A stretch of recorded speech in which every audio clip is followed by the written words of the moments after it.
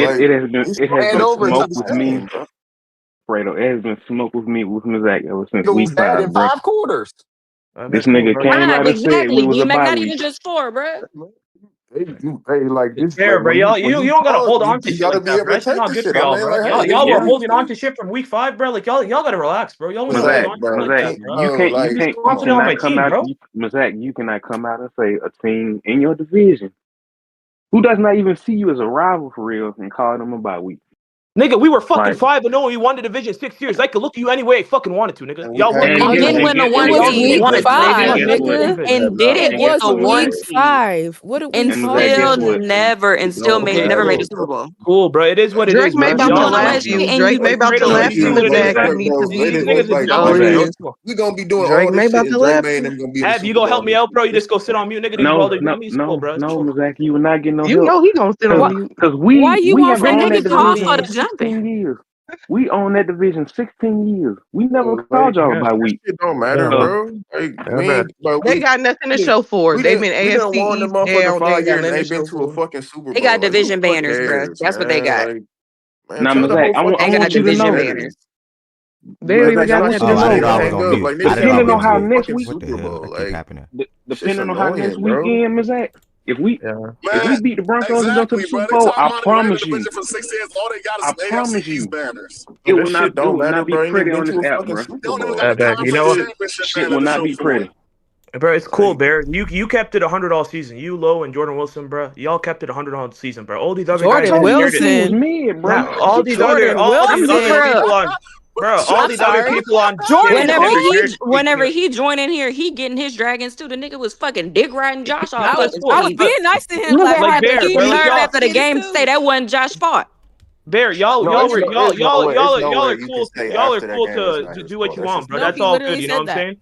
He But That's like legit these, crazy. was all in these here other guys, arguing the fact that Fredo, all these no, other Fredo, guys he didn't literally dare I to can't speak to check me my said in DMs on that the he page. said playoffs. if you That is take away established. I he can't. said I if can't you get to it. No, but I, all these other guys didn't dare to speak to me like this. Now I they don't know want to my. speak to me while we're down. I Now don't they know. want to What? The, I speak I to me don't said know while I've the. we're I been down. don't know calling the All right, y'all codes bitches for all it. up, right, played us. all I'm right. not You gonna need fucking All your lie. right. tail saying I'm we out. didn't Hey, Wait dare next speak year. to him Wait like next this. year. Did he Wait just next say year. we didn't dare hey, speak Speaking to of him week two like and 0 this? against your uh, quarterback, humble up. Yeah, We're 2 hey, 2 and 0 He Nana. against done your Hey, lost quarterback. his Yeah. Nana. Humble We up. mind. gonna Not real. Humble We up. gonna. Hey, Yeah. Nana. T-Mac, y'all ass. Yeah. Nana. What you got to say Yeah. about the game though? I just want to say that we played very well. I was a little disappointed. I wanted to whack them really hard. We didn't take advantage of those turnovers like we should have. It was great. I've been arguing with Bills fans for 48 hours. I've been getting told I'm dumb because of a play call that, if you know football, no control of the ball, but it's cool.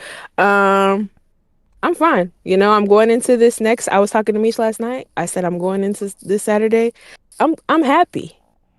Both of our teams, they didn't think we were gonna be here. I'm down a Sunday. quarterback. Sunday, Saturday, H2O, same thing. It's a weekend. I'm sorry. It's okay.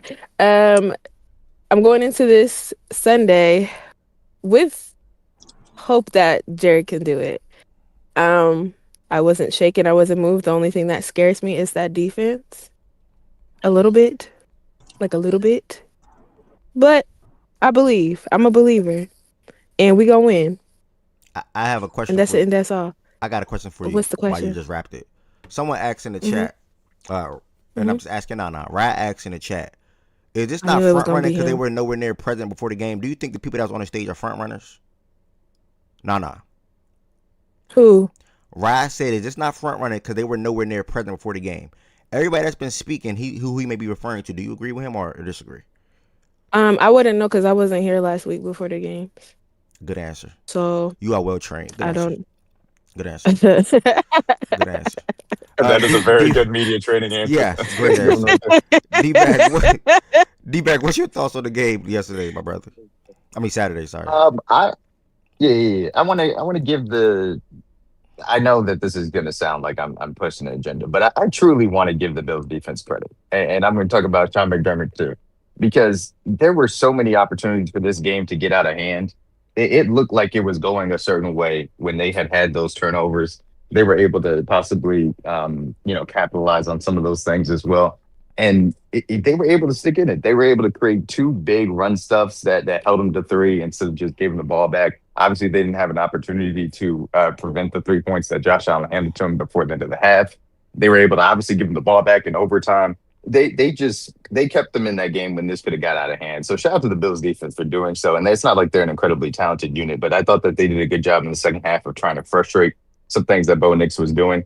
And then on the other side, the Broncos, a really good game plan for what they wanted to do against the Bills, defense. They gave up some things on the ground that is going to happen, especially with the way that their defense is kind of smallish up front. That does happen if they have a big offensive line like the Bills do. They can get run over.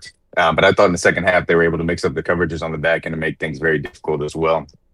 And obviously, they frustrated Josh Allen into some turnovers too.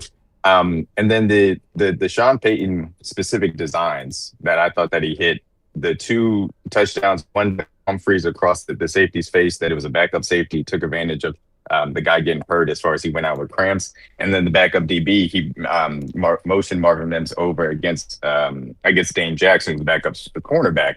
And Mims runs a really nice stop and go route. Bo Nix puts it on the money as far as the bucket is concerned. So that was really nice. So tip of the cap for the Broncos for going out there and winning that game. But yeah, I mean, there's just no way for me to look at this game from a Bills perspective and be like, yeah, that's on Sean McDermott.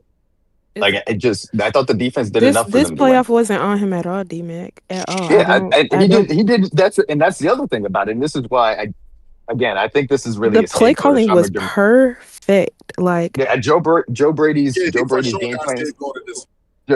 Joe Brady's game planning versus the Jags was really good, and Sean McDermott's defense game plan versus the Jags was excellent as far as that was concerned. And so it's just very frustrating when you see a team go out there and they turn the ball over 5 times to put their defense in that bad a position, and then it feels like they turn around and blame the defense for that happening. And so people say, hey, maybe this was coming, et cetera. I understand. I'm not saying that Sean McDermott's a great coach by any means, but I do think that he's a good coach. And I think there are some ways that they're going to end up missing him moving forward. But yeah, I mean, it's all Josh Allen. You can't be the level of quarterback that Josh Allen is. And I'm not even talking about the whole best of the world conversation. I'm saying the level of quarterback that everybody thinks that he is at the top 3 guy in the National Football League, and go out there and have 4 turnovers. You want to forgive him something on a strip sack? Cool. I don't necessarily think that. I think it's half and half, or somehow he could have stepped up in the pocket. But the end of the half turnover is one of the worst plays that we've seen this weekend, and we saw a lot of that play this weekend. It doesn't make any sense. Have no timeouts, upside. You try and spin around. It looks like he wants to toss it back like the old Josh Allen would. I was wondering if you were cooked for anybody else. You were a little robotic, and I thought it was. Okay. I'm sorry. That was my fault. I went into that. Okay, but it just you can't have that turnover then have to give him 3 points. He leaves the ball short. That ends up getting picked off. It wasn't Hufanga. I don't think that came over, but it was a really good play by the safety. He leaves that short, and I think that he leaves the Cooks play twice. Yeah, I think that was McMillan got him twice. McMillan got him twice. Yeah. I think he also leaves the Cooks ball short, and that one's a little bit more iffy as far as that. But that brings McMillan back into play after Cooks gets a step or two on him off the route too. So there's no way for me not to put Josh Allen's feet primarily. There were other things that went wrong. Yes, we know about the weapons that they were down to this game or down for the season, I'll say, and that needs to be better from a team building perspective moving forward. But this game to result in the coach firing, it just nothing in this game says that should have happened, in my opinion. No, I agree with you. Wait a minute, BJ. I don't think this season should have been the season to do it for McDermott. Like it should have been last season. I agree. It should have been like if you're gonna move on from nigga, do it when Ben Johnson and fucking Liam Cohen was available. Like that's when you do it. So like, and also I don't like if you're gonna do it, then get rid of the fucking GM too. So I think that this is some bullshit. Like they're trying to scapegoat McDermott. I don't think he's gonna be a free agent coach for long. I think he'll probably get a head coaching job this cycle. Like the Cardinals would be like he would be great for the Cardinals. He might get some by the end of this week. I'm not gonna lie. Like it's probably gonna be like a what's it called, like a Harbaugh situation. Like he'll be a head coach eventually. I just like I agree with D-Mac that like I think the back end of the season he coached really good on defense for what we had. Like, but I also think like it's other things that led to it. It's just it shouldn't have happened after like of all the seasons, this one wasn't the one. Hey Fredo, you know I ain't got no beef with you, bro, but I just got to do it like anybody else. Josh Allen get his coach fired? That's what they told me, so I'm just asking you. Yeah, if he play better, the nigga don't get fired. So yeah, like he gotta. If he play better, this shit don't happen. What I don't understand is you not only don't get rid of Brandon Beane, you promote Brandon Beane. So from what I'm hearing from like Bills fans and like people that talk to the front office, like. A lot of the decisions we make when it comes to drafting, like it was because like a GM mostly like they'll ask the coach like what position you want, and then they'll go and like pick that shit. It was more of like either maybe 60-40, 50-50 between like picking players with as a GM and as the head coach. Like McDermott had a lot of control. So people are saying that like the reason like the drafts went the way they did with like the type of players we draft is because McDermott has a scheme. He wants certain niggas in certain spots, so like certain body types, and Bean just like adhere to that. So they're like, well, now that Bean can pick his own coach and like do that stuff, it might be better. I don't have faith in the nigga. I would have fired both of them. But if McDermott's the reason, like we've been trying to get a fucking one tech for 5 years and we don't do it because of McDermott's philosophy, then I understand it to that point. But I don't think he's a bad coach.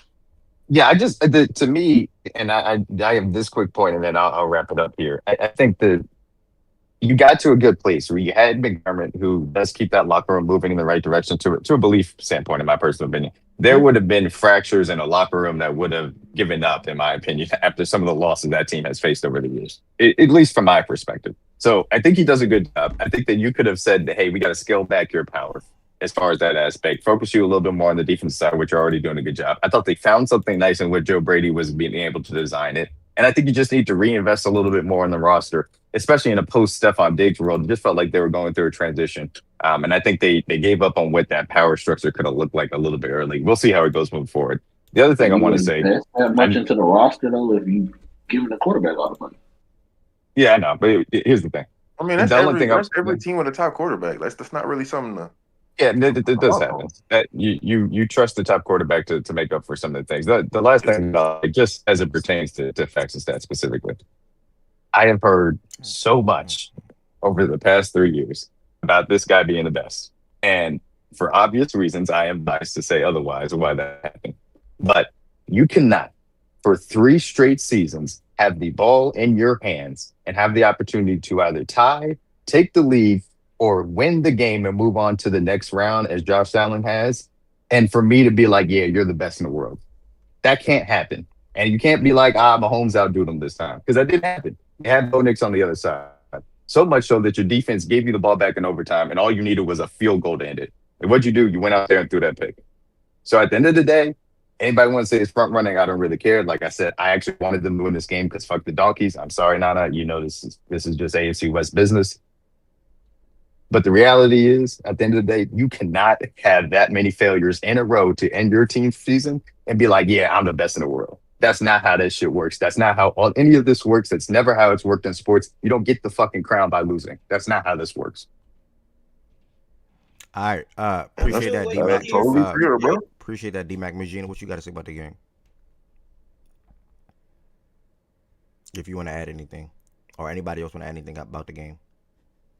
I wanted to add something because the excuse that I've been hearing when I've been talking to people on Twitter and stuff is his receiving core. And my response is, when you're supposedly the top quarterback, you got to make it work. Like, you have 2 very good tight ends. You have one of the most productive running backs in football. And yeah, your receiving core doesn't have the high-end talent, but you do have guys on there that can make a play. And to me, you just got to figure it out. And my response to somebody was, with Pat, when has Pat just had, in the post-Tariq era, just great weapons around him? Like, Pat, make it work. I mean, he made it with, well, he won it with what? Juju, Mecole Hardman, and Rice? We had playoff MVS, to be fair. You gotta They also had Travis Kelce playing high level too, but yeah. So Knox and Kincaid. I mean, Kincaid's missed most of the season. We also, I'll say this: we never had James Cook leading the league in rushing. That's for damn sure. It is true, but like when we never had any semblance of a run game whatsoever. Like, you also see what happens when niggas take away the fucking run game. Like, well, it'd be nice if they had a game plan for a run game to take away. That'd be nice to be able to have. I'm not saying that would be great. Wrong, but I'm not. Well, that would be great if you went into the defensive room and was like, "Hey, man, we don't even have to worry about the run game today. We know who we got to worry about." See, my observation is, and again, Fredo, this is not for you, bro. You know I ain't got no beef with you, bro. So basically, the way the seasons have gone is if y'all winning games, they good. The moment they run into a buzzsaw and lose, Josh needs some help. When they winning again, ain't nobody got no problems with the roster. Nobody got problems with the play calling, nothing. As soon as they lose, Josh needs some help. So I've been trying to figure out which one is it, because when he's winning, it's fine. People are not talking about the roster. They're not talking about the defense. They're not talking about the running back. They're not talking about the wide receivers as long as he's winning. But as soon the moment he loses a game, it's Josh needs some help. And I'm trying to figure out which one it is. And basically, sometimes I hate it for some Bills fans, not all of them, because most of them get on my nerves. But I would say somebody like you, Fredo, is like, bro, at the end of the day, like my beef is because people like Miss Gina hates Josh Allen, and I legitimately do not. And I understand the great quarterback that he is. And as a football fan, I like seeing good football play. I really don't hate Josh. I hate the narratives around him. I hate the way the media treats him. I hate the way the fans get all out of pocket, especially about my quarterback, and start pulling out a whole bunch of racist crap and all of that. I hate when people all bragging about this is going to happen, and then when stuff go down like what happened this weekend, then all of a sudden everybody wants grace and everybody want to feel sorry for Josh. For what? Because when Lamar loses, nobody feels sorry for him. Everybody sit up there, point fingers, crack, laughing, say, oh, he did this, he did that, and the other. So what's good for the goose is good for the gander. So I'm bringing all the slander that Lamar gets, because whenever he loses, it's his fault. If the defense gave it up, like the first game of the season, where my quarterback put 40 points on the board and the defense gave it up in the last 3 minutes of the first game, it was Lamar's fault. All the games where it was stupid play calling, it was Lamar's fault. When every time that the defense gave it up all season, last 2 years, it was Lamar's fault. So whenever we lose, it's Lamar's fault. So it is Allen's fault. I'm just tired of this coddling.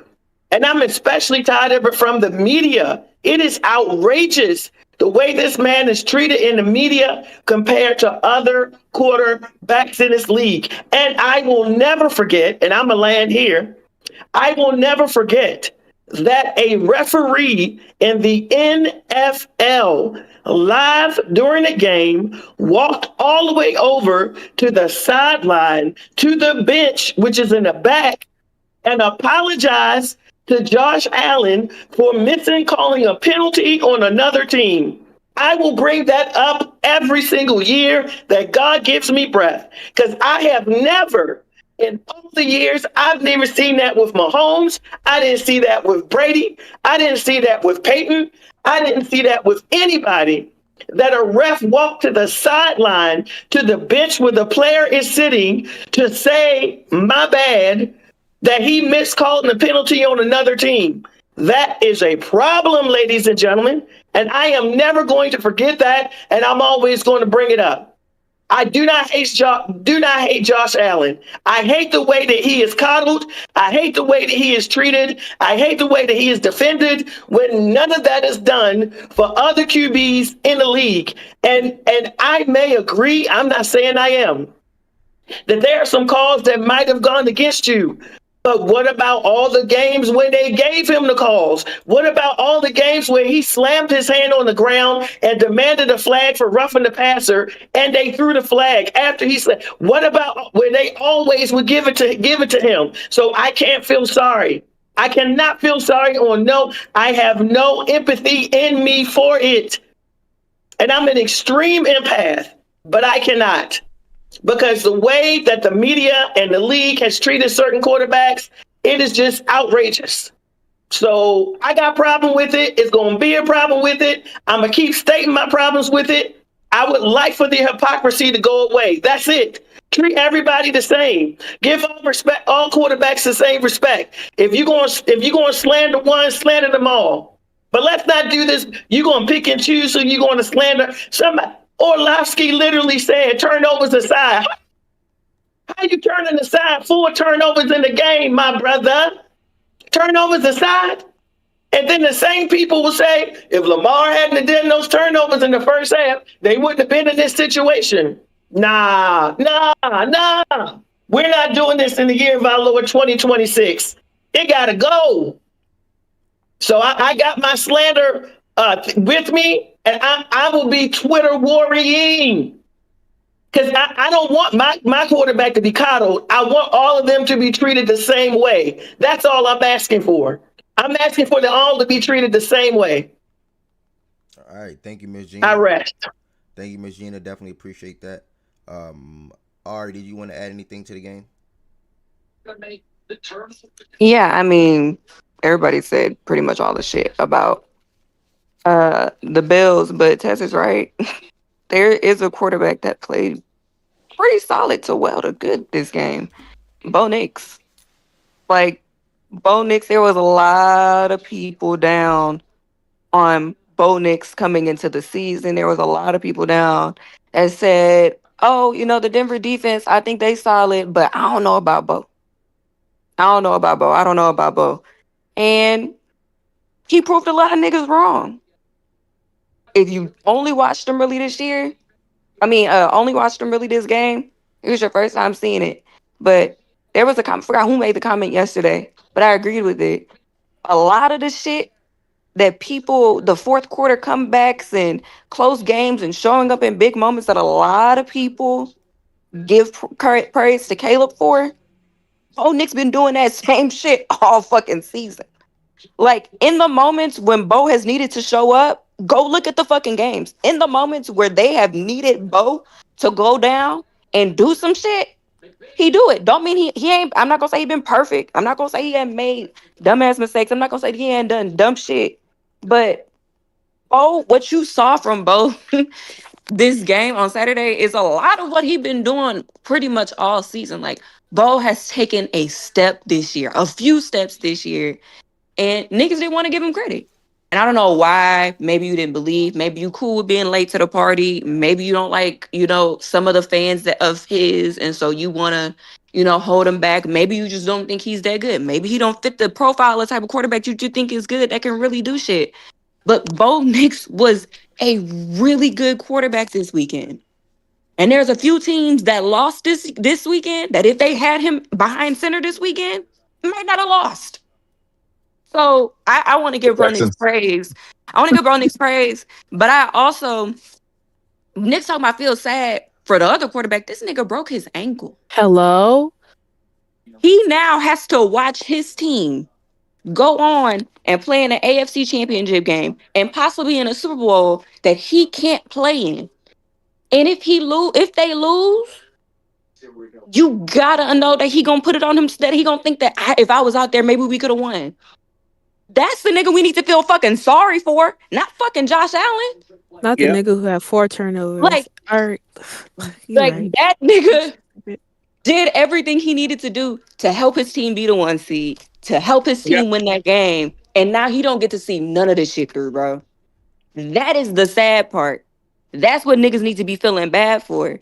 All the props in the world for freaking Bo Nix for doing what he did, for still after breaking his fucking ankle, staying out there and still trying to make shit shake. That's a nigga with a lot of heart. That's a nigga that really got that dog in him. Shout out to fucking Bo Nix, bro. That's my quarterback. Like Nana said, they lost 2 of their wide receivers in the first quarter of the fucking game. Ain't nobody bitch. Bro, they barely had a fucking. We talking about a team with barely a fucking running game. That's a team that barely had a fucking running game during that game, bro. Undersized in the trenches, bro. Undersized in the trenches. Are you shitting me? And as much as I like the Denver defense, that Denver defense, they showed up at the end, but they was a little shaky through most of that game. And niggas He had to carry them. It's because of the turnover. It was because of the turnovers that they stayed close in that game. No, they stayed close in that game. They had a quarterback that kept them close in that fucking game. That's that shit that be agitating me. Niggas be trying just because you sided with a team, you think the Bills are better. You love fucking Josh Allen, whatever the fuck it is. You don't want to give the Denver. You don't want to give Bo his fucking credit. Them niggas would stay close in that game because he helped them stay close into that fucking game. So shout out to Bo fucking Nix, bro. Shout out. And I'm gonna pat myself on the back because if you go listen to that first podcast episode that came out on Facts and Stats podcast, the preseason with me, Sosa, D-Mac, and F, I said them niggas could do it. So sometimes I see shit. I see shit before it can happen. I believed. Shout out to Denver, bro. Shout out to Denver. I'm sad this shit happened with Bo, but I'm looking forward to what Bo looks like next year, coming into the season, because he'll be fine. We just Coming in, gotta get him some receivers. get him some Also, Ari, receivers. Help him a little bit with the run game, yeah. and Also, Ari, you said a good thing about it was either you or D-Max said something about Sean Payton's play calling. Even the first, Oh it yeah. was the Lil Jordan drop.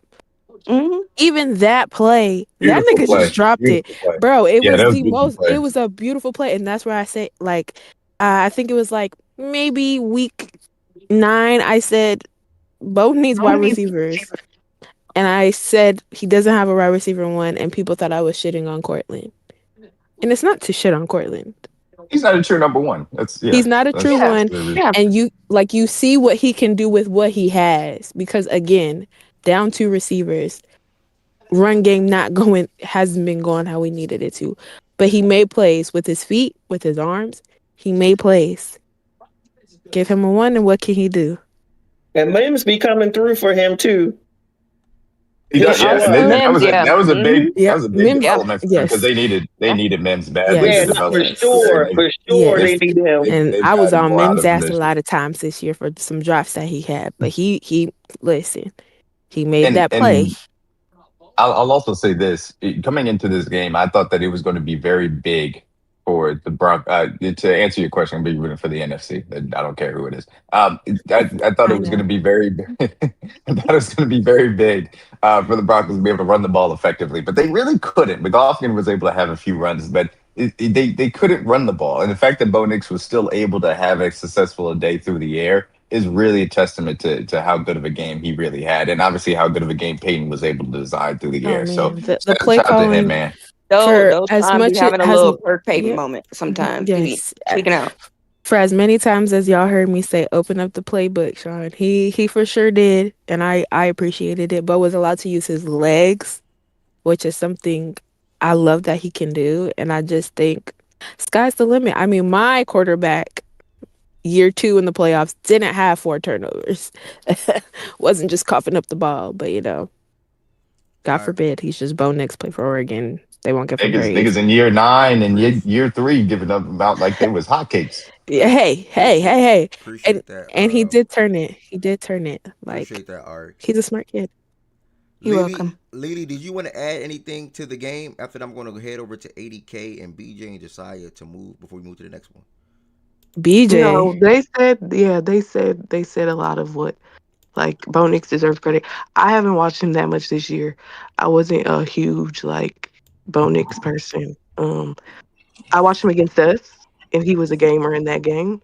So he showed me something a little bit when he played us. He was excellent in that game. And then this game, just on Saturday, I believe he was very good. He showed me a lot on that drive. Like after Josh Allen went down, I think got them a. Did he get them a touchdown or a field goal? Not sure. And they were up. Then he had to go back on the field, and he got them a touchdown. That amazing play. So yeah, he showed me a lot. Like in the clutch in the playoffs. Like that's the difference. Like in the regular season, he did a comeback on us, but that's the regular season, not super high stakes. But this was super high stakes, and he showed up really big. So shout out to him. I think he should have a really good year 3. Appreciate that. Oh, my bad. And yeah, I think he should be good. He proved a lot because the defense was not good on Saturday, and he kind of did the carrying. Like he carried them, which I think a lot of people were thinking like the Denver Broncos defense is going to be the reason they won, but he was the reason they won that game. So shout out. Well said. Way to make something out of nothing. Appreciate that, Lily. Sage of Owls. Can't lie, brother. Haven't seen you in a long time since you're up. What was that, 5 years ago? Shit, damn near. Appreciate you for tapping in, bro. I hope all is well with you. Assuming you in Georgia still. And God bless. Glad you tapped into the show real quick today. How y'all feel about the DPI? I mean, it's just a DPI, bro. I don't really have no feelings towards it. All right, Aaron. What DP? I thought they were all legitimate calls in my personal Yeah, I'm opinion. confused. Even if you have a problem with the first DPI, it still would have been clearly roughing the passer, and that's only a 2-yard difference. So it really, even the questionable one doesn't really affect the outcome of the game. I don't understand how you can logically argue the DPI. He was early. This is the thing about it. The niggas got a DPI on the beginning in the drive. They didn't give them that one. They continued for 2 straight plays. I think, 2 straight plays. Is that low? To continue getting DPI. Is it? Oh yeah. I had him on server mute at You can't first, keep. but I took him off. Mute a little bit, a little low. You can't complain about that. That's also Like, smart of Bo to keep targeting the. yeah, Yeah, I mean they went back to it twice. But Like yeah, that's that. Like And look, kept this is targeting him. yeah. And Trey White, like I said in the Marvin Mims touchdown, Trey White goes out for that play because he has a stinger, and then obviously Trey White ends up coming back in for the DPI. But like you can tell he was struggling throughout that game, and so for Sean Payton to draw it up and Bo Nix to continue to attack it, it made a lot of sense, and certainly was a good mesh of both of those guys doing their jobs at a high level. I just don't want to hear about They missed had the ball though. flags. They The had a whole chance. So who cares about that? I Neither do mean, Anybody complaining about flags at the end of this game is a fucking loser. I'm sorry. like it's literally like yeah. He I just could sit all he here did and was cry ask about y'all. the He safety just that could have ended the game so that my quarterback could play I don't on no, think they. I Sunday. don't think he he called agreed. He him agreed the with y'all. loser. Y'all. He agreed with y'all, People bro. not He agreed saying with Ev, that y'all. though. I don't think Nobody's he's talking talking to him about that. directly. I don't think they Ev, talking to him directly. it's No, not. They just this is saying in not And to I him don't general. even know who directly. asked the It question. We're just saying in just general. triggered Yeah. the entire conversation that's been this weekend. The stills of that's not a pick. The stills of oh that's not DP. Like just screenshots of all these things, and it's like, bruh, if we gonna complain about shit, let's just complain about it all because the first play of the fucking game was helmet to helmet. Nigga died, so no one And wanted to throw the fucking flag. there was something egregious. They was trying to compare that pick that he threw to what happened yesterday with the Rams with Devontae When Adams. it didn't wobble, the ball didn't wobble. Devontae actually Yeah, caught it. He caught it. Like I don't even understand. That's the and dumb. with that pick, you have seen all year. You have to, control it going into the ground. The nigga lost the ball when he hit the Did him. ground. So, All right, 80K. You Yeah, got but something to add on hopefully about whoever asked, we're 80? not attacking you. He's actually I'd like to he's hear actually a from B. When we gonna hear from BJ? he's actually a Broncos fan. He was just wanted a quick Oh, thought. hi. So, 80K, what's up? How you Hey. feel about the game, 80K? I was just gonna shit talk the Bills a little bit because I fucking hate the Bills. So there was a couple of things Gina brought up that I thought was pretty just it's been on my mind. The PR It's Miss that Gina has, to you, sir. Come on, bro. I'm Like, sorry, bro, Miss this Gina. is There for we go. he don't, bro. He knows that's Gina. She was joking. But She that's was but that's joking. fair to Gosh, I say, right? can't That's not. play a But little that's bit. his My first fault. time I'ma up shut here. up. You got it. Trying I'ma to leave. said that. I got it. It's his Y'all first. got it. You got it. You got it. It's his first time speaking up here. You say that. Like, come on now. No, it's good. It's good. The Dan Orlovsky thing, I'm so glad she brought that up because I fucking hate him. He will jump through any hurdle to protect that man, Josh Allen, and also Stafford this year. So I'm glad you brought that up. The PR for him after the Bo Nix injury and all that, and him crying, like it's just it gets to a point, bro. Like we got to stop. We got to stop protecting this guy. It's getting ridiculous. He's 0-7 when it comes to OT. He can't win a fucking. They got the Buffalo 76ers. Like they can't make it past the divisional. It's just it's too much, bro. And I was gonna say something else. Oh yeah, the Brandon Bean thing, him getting promoted. Someone brought that up. I thought that was kind of ridiculous. I don't know why he's getting a promotion. They should have both got fired. But that's really it. So everything that I was gonna say got brought up already. So that was kind of it. But yeah. I appreciate you coming up real quick. Stick around for your Patriots game. We will be shortly. At the end of the day, we will. BJ, you are last, but certainly not. Well, Josiah, do you want to add any words to this, or you feel like everybody touched on? A lot of people said a lot of different things on it, or some of the similar things for the most part. So, you want to add anything, or are you good? First of all, good afternoon, good morning to everyone here, and I feel like everyone touched on everything we needed to say about this game. That's really about it. I think Bo Nix showed why Bo Nix stepped up to the plate and delivered when it matters the most, and Josh Allen always shits the bed when it comes to these situations. So nothing more I can really say about, but like I kind of figured this would happen because it was too obvious to me that it was too obvious, really. No Lamar, no Patrick, no Joe.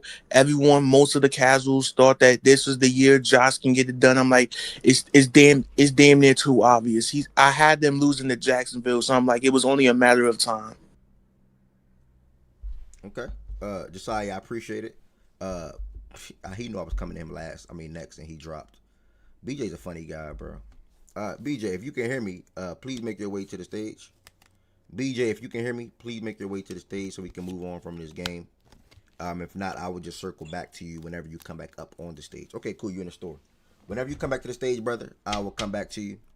100%. Everybody, 9 or 8 to 10 plus different people spoke on this game. Also, I read every single comment in the chat as well. And trying to be rude. Yes, I definitely understand that, and I 100% think ADK did not mean take any harm by that. But for future references, if you let somebody do something, I don't know. I understand. That's yeah, okay. Facts. If you let somebody do something, I know you didn't take it any type of way, brother, at all.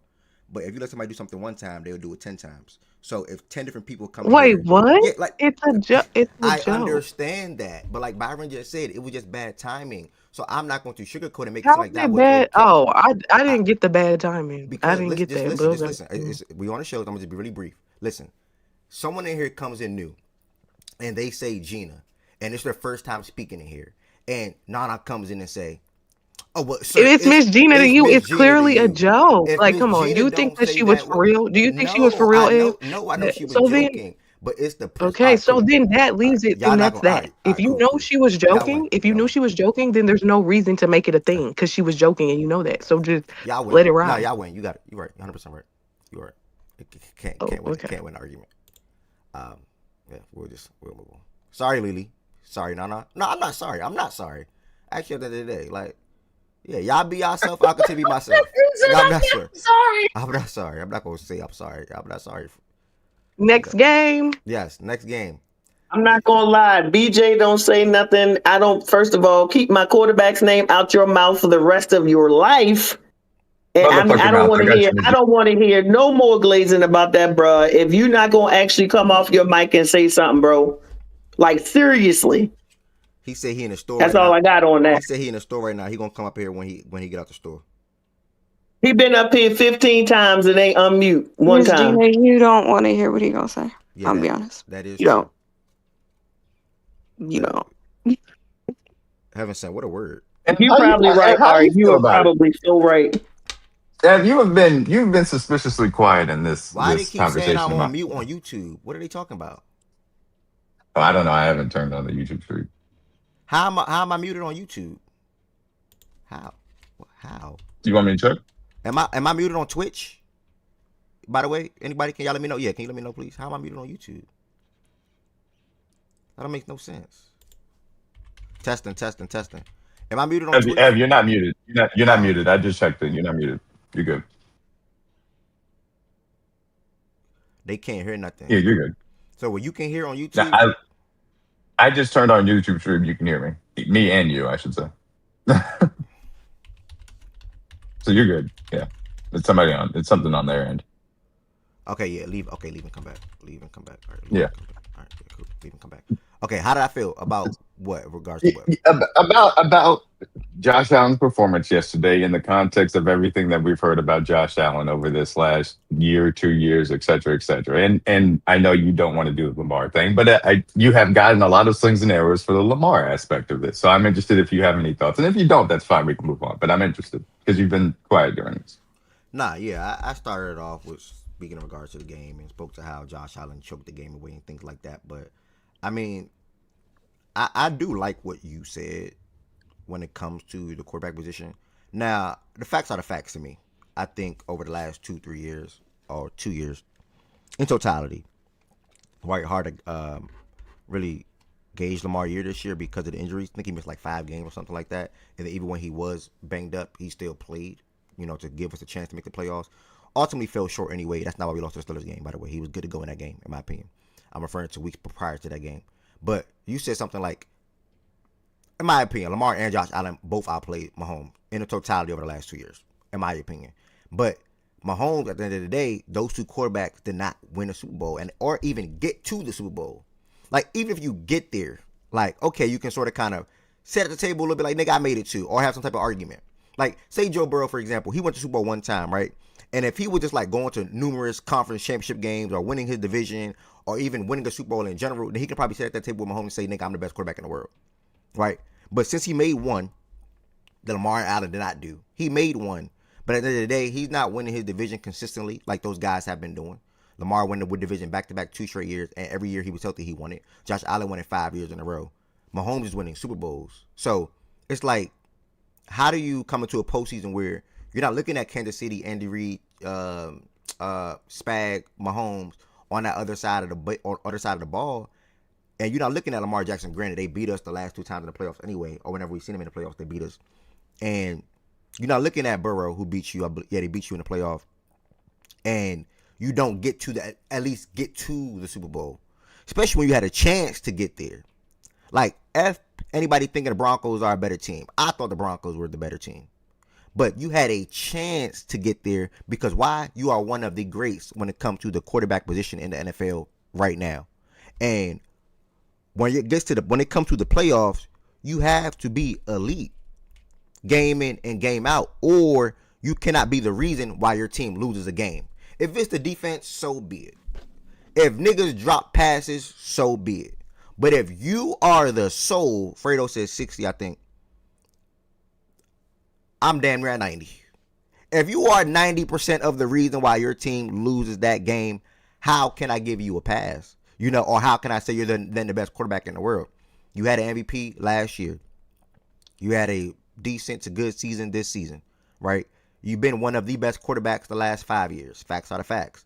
But this game right here, you are the reason why your team lost. In prior postseason games, with the chance to get the ball to win the game, you did not get the job done, right? So the same thing that's being said about Lamar Jackson, and somebody said it earlier, I think it was Ari. Like, Lamar get bashed for that Buffalo game for having a bad first half. Josh Allen wasn't good the whole entire game. Like, Josh Allen, you cannot look at this game and say, yeah, Josh Allen had a good game or a good half. You can't do that. You can't do it because there was time and time again throughout this game where he had a missed throw, a fumble, an interception, whatever the case may be. One thing I can say about Josh Allen in this game, he did a good job at evading sacks. Like, Denver's front was really good. I think Josh was only sacked 3 times because Josh Allen was moving in the pocket. Josh Allen did a good job at that in this game. That's one thing I can say for sure. He did a good job at that in this game. But yeah, man, as much as I think Lamar and Mahomes, Lamar outplayed Mahomes over the last 2 years, maybe even 3. You can say whatever the case may be. Not saying both of them all 3 years, but probably Lamar, because I think Lamar has a real argument for being the best quarterback over the last couple of seasons. And you can say the same for Allen. And while Mahomes at the level that he was at, he'd been trending downwards just a slight bit. Like, when you're so high, when you see that slight dip in your play, people speak on that or people notice it because of how good Mahomes been over the last really 7 years, right? Since he became a starting quarterback in Kansas City. So yeah, Lamar and Allen they haven't been able to get the job done. But I think Allen got closer than Lamar numerous times or more often than not because Lamar missed 2 years, y'all. We like to forget. Lamar missed 2 prime years to play in the playoffs. 2 years. One of the years he missed, Tyler Huntley dove from the 5-yard line. We could have won that game. Lamar wasn't going to play the next week anyway. But Lamar missed 2 prime years in his playoffs. Meanwhile, Josh Allen, he never missed the playoffs. He never got hurt where he couldn't play in the playoffs. I think they went to the playoffs 7 or 8 straight years. 7 or 8 straight years, the tweet. I saw the tweet. 7 or 8 straight years, that's ridiculous. And you never made a Super Bowl? And you win in 10 or more games every single year? You win in your division damn near every single year? I can double back on that. Josh Allen is the only quarterback to have 8 playoff appearances and not made a Super Bowl. I think I see y'all laughing at the that's BJ spamming the laughs. I can't wait to hear him talk. I thought y'all were laughing at the Tyler Huntley 5-yard line thing, but that's BJ going to laugh crazy. So I can't wait to hear what he say. Lamar's not the topic of the conversation. It's Josh Allen. D-Mac asked me a question. I tied it with Lamar, and it wasn't propping up Lamar. It was actually bashing Lamar and Allen in one. West. So yeah, man. I mean, Allen and Lamar, man. That's why when you present, and again, you did label the word, you put the word bias in it as a Chiefs fan, but you can do that. Has Lamar and Allen outplayed Mahomes, in my opinion, the last 2 years in totality overall? I can probably say that. Did they get to the Super Bowl and or win the Super Bowl? No. Did they both lose to Mahomes in the last 2 years in the playoffs? Yes. So it's like, obviously I'm still going to say my guy that I wanted my quarterback on my team. But, they're just not getting the job done. AFC Championship loss to the Chiefs. Last year, Bills lose to the AFC Championship loss to the Chiefs. This year, not even getting to the AFC Championship or even getting to the playoffs with the Ravens. the Bills lose the division round to the Broncos, and you had the opportunity to win the game because you had the ball last, and you had the ability to make a throw that also knocks to win the game. So, and you had 4 turnovers. So that's my whole little 1-2 on that. Josh and Lamar got to look themselves in the mirror, and they got to try to get to the big dance, man. They got to try to play in February. They got to try to play deep in January. Like, they got to. You know, yeah, because man, you about to let Drake May do it in year one. That's crazy. The AFC only going to get Drake May making the Super Bowl got nothing to do with Lamar Allen. If he make it, that got nothing to do with Lamar Allen because at the end of the day, he's not better than Lamar or Allen at this moment. Yeah, okay. You really so you think if Drake May made the Super Bowl, he's a top 3 quarterback in the NFL overall, like period? Yeah. What's that? What's the top 3 for you then?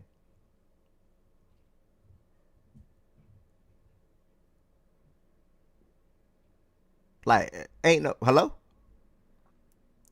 I'm honest. You want? I got the 3, but it's the order that I'm really thinking about, and I really can't give you the order, so I'm just give you the 3. It'll be Mahomes, Drake, Josh.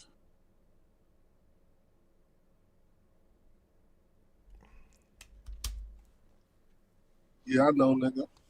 Fuck you think I care? Okay. So what makes Drake May better than Joe Burrow to you? Just curious.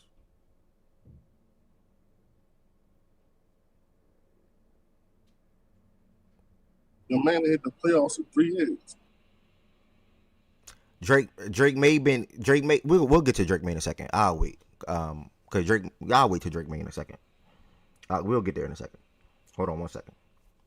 God, that is low opinion. He's a Patriots fan, and I wish he said the word bias like D-Mac did. Drake May would not be a top 3 quarterback in the NFL going into That's next fine, season. bro. That could be biased. Yeah, and I would love for you to say that, my brother. Drake May. I'm obviously biased, though. What the fuck? Okay, Drake May will be a superstar. I'm a fan of the team. Drake May will be a star to superstar quarterback in this league, and the Patriots got a franchise quarterback, and he will bring a lot of wins to that team again, like Tom Brady did. Now, will he bring Super Bowl and or Super Bowls? We'll wait and see type of thing. He has the opportunity to do that this season. So we'll get to that in a second. But D-Mac, yeah, that's my whole little 1-2. I know I said a lot on that, and yeah, Josh and Lamar got to take some look in the mirror this offseason. And they got to try to get to the big dance overall. But I noticed about Josh Allen, I just tied it into Lamar because I put it with him. Because I think both quarterbacks, if you are viewed as a top 3 quarterback, you got to at least get there. Like, if you don't win it, okay. You got to at least taste it. Like, feel the appetizer, and then you get the entree. You know what I'm saying? Like, feel the appetizer a little bit. Taste the appetizer a little bit. And they didn't get the opportunity to taste the appetizer yet. I know that wasn't that good of a one right there, y'all. But y'all get what I'm saying. So, yeah. I'm going to now, this game is a sort of, kind of a bypass. Listen, I've been liking a lot. My team been mid all year. First and foremost, we started 1-5. We went like a bull crap. Well, not D-Mac. Z-Farm viewed it as a bull crap winning streak. I didn't. Z-Farm ended up being right anyway. 1-5 all year, went on a win streak. So I had an opportunity to support different teams from afar and like what I'm seeing from different teams, different coaches, and different schemes and things like that. San Francisco 49ers are one of them teams. The San Francisco 49ers, though, I can't say much about this game right here in particular, but overall, the season that they had, man, I mean, hats off to them, man. It's unfortunate, when it's like time and time again, hurt or not, healthy or not, they lose in the playoffs. And it's sort of kind of always around this little divisional round right here, or conference championship game, and or Super Bowl. They got some Super Bowl losses in there as well, so I want to give them credit. They've been relatively good for the most part, literally the last 16 years. The 49ers been good, y'all. They've been good. They have a good little stretch. They just don't get over the hump. They don't win a Super Bowl. They just don't do it. So, I mean, overall to this game, I mean, Z-Farm, I wish he was in here. Let me check. He's not in here. Z-Farm said one thing about the Seahawks all year, and I'm noticing, I'm watching them more often than not once he's been praising them over and over and over. He said they can beat you on all 3 levels. Special team, offense, Rain was good. Special team, offense, and defense. Literally, all 3 levels. And the way this game kicked off yesterday, you saw how it was going to go. Rashid Shaheed, kick return, touchdown. Defense, forced 3 turnovers. How do I donate, buddy? You can donate by gifting a sub. Yeah, you can donate by gifting a sub. Or becoming a sub yourself. I appreciate that. But You can my bad, my AirPod in my ear. My goodness, they tell me my food got dropped off. But kick return, touchdown to start the game. Defense forced 3 turnovers. Offense was good. K9 stole the show. K9, 19 carries, 116 yards, not 1, not 2, but 3 touchdowns on the ground. And the running game been looking really good for the last month and a half, y'all. And that's all Seattle needed to match what JSN was doing in the air. Barner, Cooper Kupp, Shaheed, who they traded for, hasn't been great as a wide receiver for them, catching the ball and whatnot. Not saying he's been dropping passes, but he has been utilized in that aspect a lot. I'll just put it like that. Cooper Kupp had 5 catches for 60 yards. Sam Darnold threw a beautiful ball to JSN in the back of the end zone. And I see why Z-Farm loves this team so much. Like, Z-Farm been saying they're the best defense the whole entire year. And that's giving credit to Houston. That's giving credit to Denver. But I see what Z-Farm see. And that was all on display on Saturday. They dominated, guys. Literally dominated. 17-0 at halftime. Brock Purdy was horrific.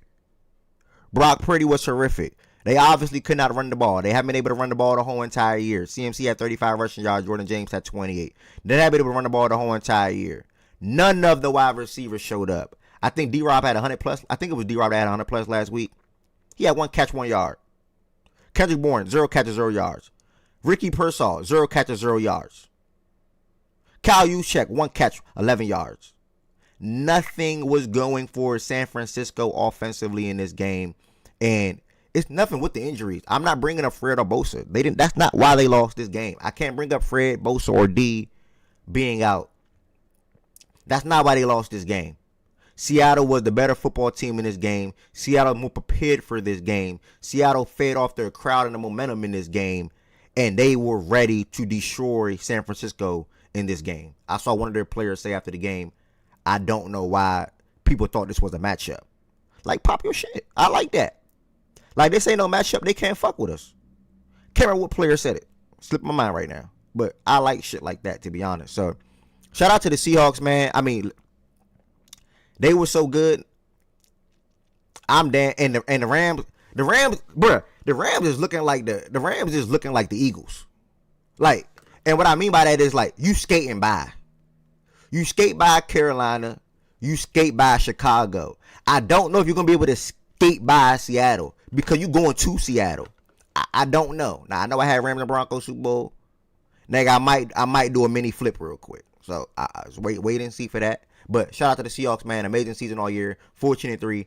Well-deserved number 1 seed. And it means a lot to be able to play home in front of your crowd and feed off that energy, feed off that environment, feed off those vibes, and be well coached. Again, well coached. So, I think that's Joe. I didn't click Discord. Hold on. Yeah, that is Joe. Okay, Joe is up here. Shout out to everybody that's listening right now on YouTube and Twitch and even Twitter. Somebody reposted the stream on Twitter. Thank you for that. If you on YouTube, make sure you hit the thumbs up button for me. If you on Twitch, make sure you hit that follow button. And if you want to extend your support for the platform, feel free to become a sub and or gift a sub. I will say this though, you can sub through Amazon Prime for free. And then Nightbot just dropped that in the chat. Hold on, before Joe goes, Ev, you seen since Monday to Sunday, Niners players and Seahawks players was hating each other? Even the fan base hate each other? Okay. Yeah, I love it too. I love divisional rivalries, I would say. Joe, talk to me about this game, my brother. Don't say too much as I gotta run to the door. But go ahead, you can start. Pretty much got outplayed from the first snap of the game. You talked about my quarterback was horrible. I mean, given the product of the situation where nobody could get separation and finally the third or fourth depth receivers on the chart finally looked like the third or fourth depth receivers on the chart. Tight end not scrambling for the ball. My quarterback got a pick. Questionable play calling on 4-and-1 situations. Defense did the best it could. But ultimately, they got wear down the more they were on the field. I'm not going to give the injury excuse because we made it so far. I mean, Kyle got outcoached. This is the first divisional game he's lost as our head coach. And I feel like from the first snap, he couldn't bounce back. They fed off the crowd. Credit to them. They could talk their shit, but just wait when the big boys come next year. And as a fan, I just think Kyle and Lynch, they got to look at the draft in a whole different perspective or hire a whole new scouting team. Because these draft picks, some of these years, if you look up the board, these players are missing. And it hurts in games like this when your depth it's not even there because of the fact that you've had questionable picks the past couple of years in rounds that you're taking gambles on guys that you shouldn't take a gamble for. But he got one more year, in my opinion. If Lynch does not get his shit together, depending on what organizational moves we do in the offseason, his time is ticking with me as a fan for sure. Kyle's cool. Obviously, our DC might get a head coaching job, and our OC might get a head coaching job, so might be looking for new coordinators. Just looking forward to what next season holds. Damn. Okay. Did you say anything about Brock Purdy or anything? I mean, he was the only one to show up. The main thing I heard was wait for the big boys to come back. That's what you said. Wait for the big dogs to come back. 100%. Okay. Charbonnet's out for the year, y'all. Charbonnet's out for the year. Just reported by John Doe in the chat. Charbonnet's out for the year. Damn. Shame for Charbonnet. Anyone else want to step to the plate? We don't got an order for this one. Anyone else? Yeah. Seahawks beat the shit out of them. It's not surprising that it went this way. The Niners had a good year, a good bounce back year, but they just lost too much talent. And the Seahawks are a three-phase excellent team, man. So it's not surprising. My question, and we'll obviously talk about the Rams and stuff later on, but my question is just going to be, hey, is anybody going to be able to challenge them enough to be able to make Sam Darnold have to make some plays? And in this game, he just kind of took care of the football, didn't do anything crazy. Made a throw or two, and that was the end of the game, which, was to be expected given the way that they start out. But we'll see if that ends up happening in either of these next two rounds. But yeah, I mean, I don't really have anything crazy about this game. The Niners ran out of healthy bodies at key positions, and the Seahawks are an excellent team. Was good. I just want to add shout out to their run game. They finally figured it out, and K9 got a chance to get paid. I'm not gonna lie. I thought about you. Watching K9 getting all them carries. I'm like, hey, we're talking about every single week in fantasy, bro. K9 and Charbonnet fucking stealing his touchdowns. Bro, now he finally gets his chance to show out and show his talent. So I'm happy for K9. This is a K9 I traded for in fantasy, and it's glad to see it show up finally. Yeah, am I on mute, y'all? I'm not on mute. Nah, right. I appreciate that. D-Mac, I appreciate that as well. Y'all, hold on. Let me go on mute. Somebody else want to say something, please? Shout out to Rashid Shaheed, man. Awesome kick return. Obviously, the reason why they went out and got him for an explosive pass game, but also the fact that he can be able to return kicks. I mean, and shout out to Cooper Kupp. I thought he was dead, to be perfectly honest with you. I thought that man had nothing left in the tank, but he has been a very good third option for them in their passing game. So shout out to Cooper Kupp and Rashid Shaheed getting the job done. And yeah, it was an awesome Kenneth Walker game. I'd be interested to see. There's going to be a conversation, obviously, at the end of the season about if the Seahawks are going to end up retaining him because of how much, obviously he's going to be a free agent. They don't have any major quarterback, contracts, so they can try and make that happen as far as flexibility is concerned. But I mean, he looks like he is primed to try and go on a run here, and if they go and win the Super Bowl, I wouldn't be surprised if they give him a huge bag or at the very least franchise tag him. Ev, do you need to go get your food? You're muted. I good. No, I got it. My bad. I was just chewing. I couldn't talk. Oh, okay. I was gonna say, shout out Sam Darnold. Obviously, the last playoff game that we saw from him for this one was not great. They didn't really ask him to do nothing crazy, but shout out Sam Darnold. Trying to change the narrative about it. Change the narrative about him. Granted, he has a lot of help. And, really shout out Mike McDonald and Clint Kubiak. But yeah, somebody had a feeling this was going to happen. But, not everybody can be right all the time. And I want to fix what I said, and I appreciate that. I want to fix what I said to D-Mac. Z-Farm, I was giving you a big shout out, D-Farm. I was going to fix what I said. D-Mac said they ran out of bodies. Yeah, I think I had said that's not why they lost the game. But it was a big portion on why the game went the way it went a little bit. But I still would have said they know that they came out unprepared.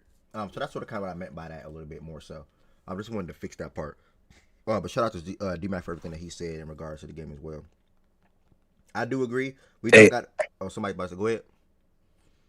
My only thing is, what did Sam Darnold prove this game? Like, did he even do anything? Nobody said he proved anything. No, Joe, that's what she said. He's talking to Ari. He's talking to Ari. Oh, that's to me. My fault. I don't.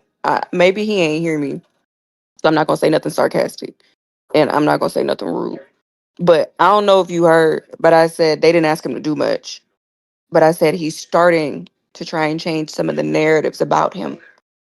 So shout out to him. I also said he had a lot of help. I also said you could really shout out Clint Kubiak and Mike McDonald. Maybe you didn't hear that part, so I'll just repeat it in case. That's what I said. You got to respond. Joe? Respectfully, I feel like you saying he's starting. He's starting nothing. Respectfully, to you, and that's cool.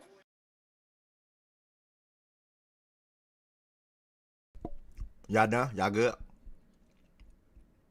I was done when I initially went on mute. I'm not getting it off. This Sammy stuff from Joe, you lost. He played turnover-free football, which means he played a clean game. Your defense had several opportunities to make him look like the Sam Darnold of old. You weren't able to do that. He does get credit for playing a clean game. Did he have a great run game on Saturday? Absolutely. Was he able to play within the confines of an offense and not have to constantly try to make, miracles out of dead plays? Absolutely. But that also comes back to your defense. So don't sit and pump up your chest. Oh, he didn't prove anything. He won 14 games back-to-back seasons with two different teams, two different offenses, two different situations. And we're not going to poo-poo that because we're sour grapes about your team losing and him not being so wildly impressive, because he didn't have to be. He played clean football and he led his team to a victory, which is what quarterbacks get credit for doing in this league. So yeah, my thing is you put 15 other guys there doing the same thing. Geno Smith didn't. And 15, they got most of the same. Look at Geno and Lele and Raiders this year. 15 other guys. And all 15 are going to get credit for playing a clean football game and keeping the ball out of harm's way and leading their team to victory. And guess what? All 15 wouldn't win 14 games. So the little pot shots you keep throwing, like his season is more than just Saturday. Look at the structure of the team that he's given. This doesn't have to be a Sam Darnold conversation, bro. This game is not the one, bro. I don't know why, Joe, you did that. Like it's not necessary, dog. Like you gotta wait until we see a close game and then you can try and see how he responds in that moment. But I was just replying to her opinion and I had a comment. I don't care about what game is subjective in your eyes, so the opinion that I have. But yeah, that was just my comment back. What did you expect to learn from Sam Darnold in the game that they beat him by 35? No, he was responding to my comment. Yeah, I don't know why you're adding You are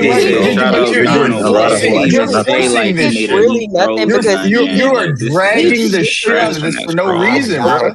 Like I'm not even. I was talking to Ari, not to D-Mac. I'm dead. Not even a Sam Darnold fan, but trying to force a Sam Darnold conversation out of this is so fucking stupid. It's so idiotic. Guys, he wasn't. I wasn't forcing nothing. I was responding to. You forced the shit out of it. You forced the shit out of it. You're forcing whatever when you're bringing nothing Ari had to say. There was nothing she said that was really worth dragging it, bro. He was not bashing Sam Darnold, bro, for yesterday's game. He was He very clearly took a pot shot at him. No, bro, guys.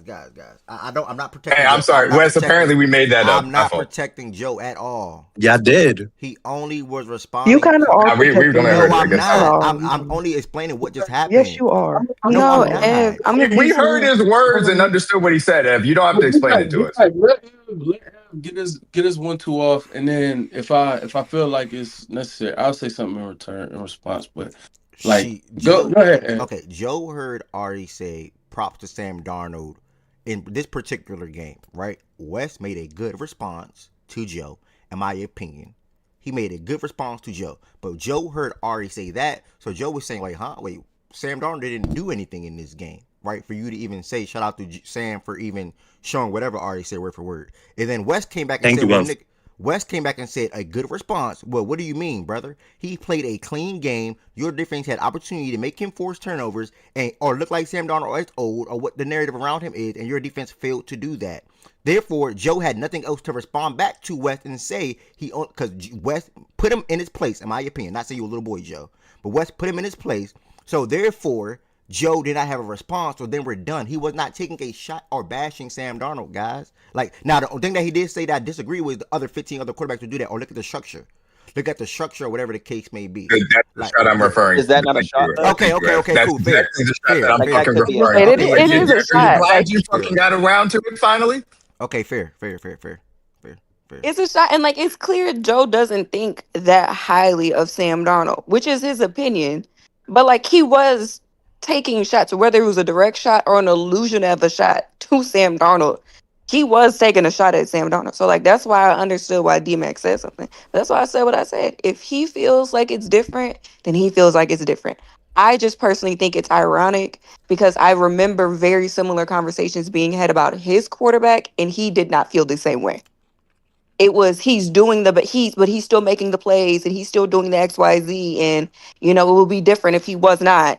When people talked about all the shit that his guy had around him and the way that his coach schemed shit around his quarterback. I remember these conversations. So it was just a little ironic to me that this is the pushback to a guy that is doing what he should be doing. Because like Wes said, if he turned over the ball, if he looked like he was fucking seeing ghosts again, if he was taking bad sacks, niggas would be the first ones up here saying, oh, there go to Sam Darnold I knew. There go to Sam Darnold I knew. So yeah, I'm giving props. He ain't fuck up. Cool. Good. You game managed the game manager. I appreciate you for it. We saw fucking niggas that's supposed to be better that looked like shit this weekend. Joe, so props to Sam Darnold. You got a response, Joe, or are we good? Yeah, I was just going to say, I've seen him in my structure and not succeed like my quarterback when you're comparing and contrasting the two. So I feel like that's a fair comparison. We both seen them in the same offensive system. And secondly, that's just my opinion on it. Disagree to agree on it. I don't know why he just came up huffing and puffing for no reason when I was speaking to the lady. Because it was a drag of a conversation. You didn't need to take a shot. Yeah, in your opinion, you open up your mic and you dragged it and you decided to make a comment back. There was literally nothing to come out of this game with and be like, I'm taking a shot at Sam Darnold. You chose to. That's fine. Hold on, let's That's how you took clear it. out real quick, y'all. Clear out. This is literally what happened, bro. You thinking I took a shot. That's your opinion. You literally said it. What was the purpose of you saying there's 15 other quarterbacks that could do what Darnold did last night? What was the purpose of saying that? How many yards did he throw for? 124. Nigga didn't answer the question. That's not the answer. Ask the question. Answer the question. Why did you say it? Because I believe there's 15 other players that could do that at his position. Simple. Which is demeaning his performance. Because if you're a Niners fan, no, it's not. Jones. Yes, it is. That is very legitimately the point of saying that sort of thing. It's not. That's how you're interpreting it. No, it's not interpretation. You're saying, hey, 15 other guys can do this shit. It's not that impressive. Yeah, it's the standard. Yes, if 15 other guys could do it, that means that you're just at the standard. That's very specifically a shot at him, and it's That's not a okay. You shot. can say that to be able to come up here and be like, man, nah, it's innocent. I just said it. I didn't really mean it like that. Like, we're not fucking around with it. Stand on your shit. Say that you took the shot, and we'll see what happens moving forward. There wasn't really any big deal that come out of this game with a hot take as far as Sam Darnold was concerned. I respect you more if you came up here and said, "Fuck Sam Darnold, fuck the Seahawks. I hope they go die in a hole." At least you would stand on your hate. Don't be able to be like, I'm all innocent. I didn't really mean to take a shot at him. We good? Good one too. Good one too. Yeah. All right. Yo, Z-Farm, my dog. I see you in the building, man. Oh, you up here now. Shout out my dog Z-Farm. Nay, I see you in the audience as well as the Seahawks. Congrats on your win. Feel free to talk about your team if you want to via the stage. Unc OG, the voice. You scared of me. You scared of me, nigga. Here with what you got to say about CJ Stroud, your quarterback, the one you chose to leave Dak Prescott for. Who else down there? Mishi Wishi. See you down there as well. Can't wait to hear you talk about the Patriots. Justin, I see you down there with your head coach at the pro. Huh? Man, he don't need to talk about nobody but 17, bro. That CJ Stroud shit not real anyway, bro. He not a real Texans fan. Make that nigga talk about 17.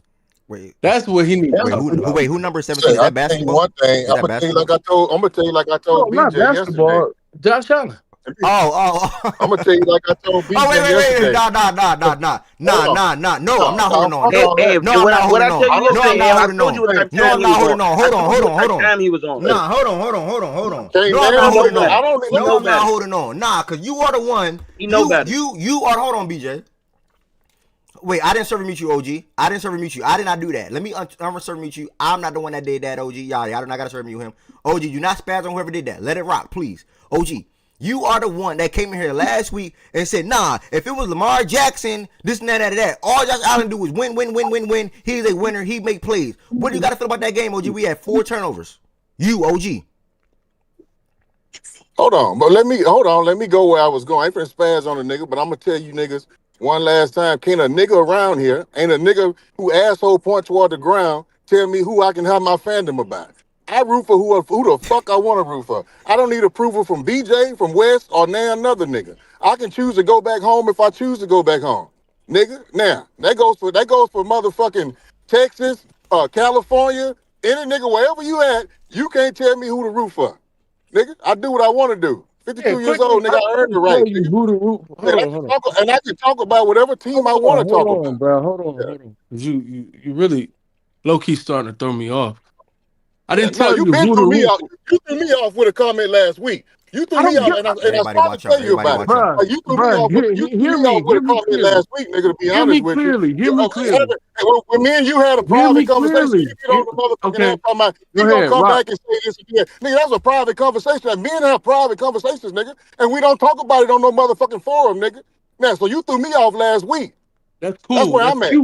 That's cute. Yeah, I said. My ass, nigga. Like I cute said, my ass. You trying to throw be me a off. man, nigga. Don't do that. Don't do that girl shit whenever you getting your feelings about you said it again this don't week. Don't get your feelings when we having a man talk. We talking. This is barbershop talk. And you want to say you want to get on. You want to start talking about, he gonna text me later on and say he's nigga.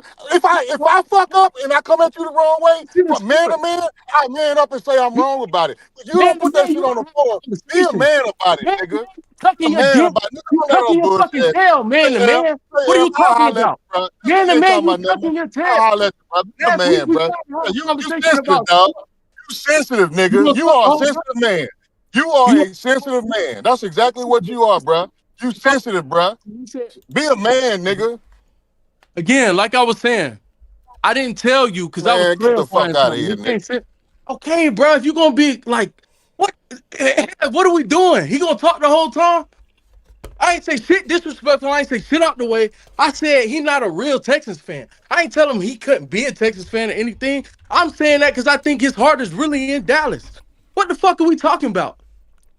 This nigga doing all this weird shit over that comment, and then you bring it up last week when you said I was acting like a girl. When you told me you ain't want to talk about sports, this was on the platform. I didn't say shit about what you said, and I ain't quote anything that you said when you hit me. I said it's all good when Ed was acting like it was going to escalate to a place that it wasn't going to go, because I knew deep down that's not how you felt. The way you were carrying shit last week, I knew deep down that even if you went out of bounds, which you did, calling me a girl, you would hit my phone and be like, it's all good, nephew. That's the shit that you do. You take it too far and you step back down, nigga. Stop playing with me like I'm like, come on, my nigga. I've never done that shit with you. He not in here And no it's more. pissing me off. He not in here no more. That shit is ass. That shit is terrible, man. It's terrible. It's all about sports. We talking Houston Rockets basketball. We talking fandom, and you sitting here talking, oh, you a girl, blah, blah, blah, being disrespectful. Something you told me that wasn't gonna fly. I can't disrespect you, but you can disrespect me. He not in here no more. Just throw it up. Man, fuck all of that, bro. That shit is so weak, and I'm so sick of you.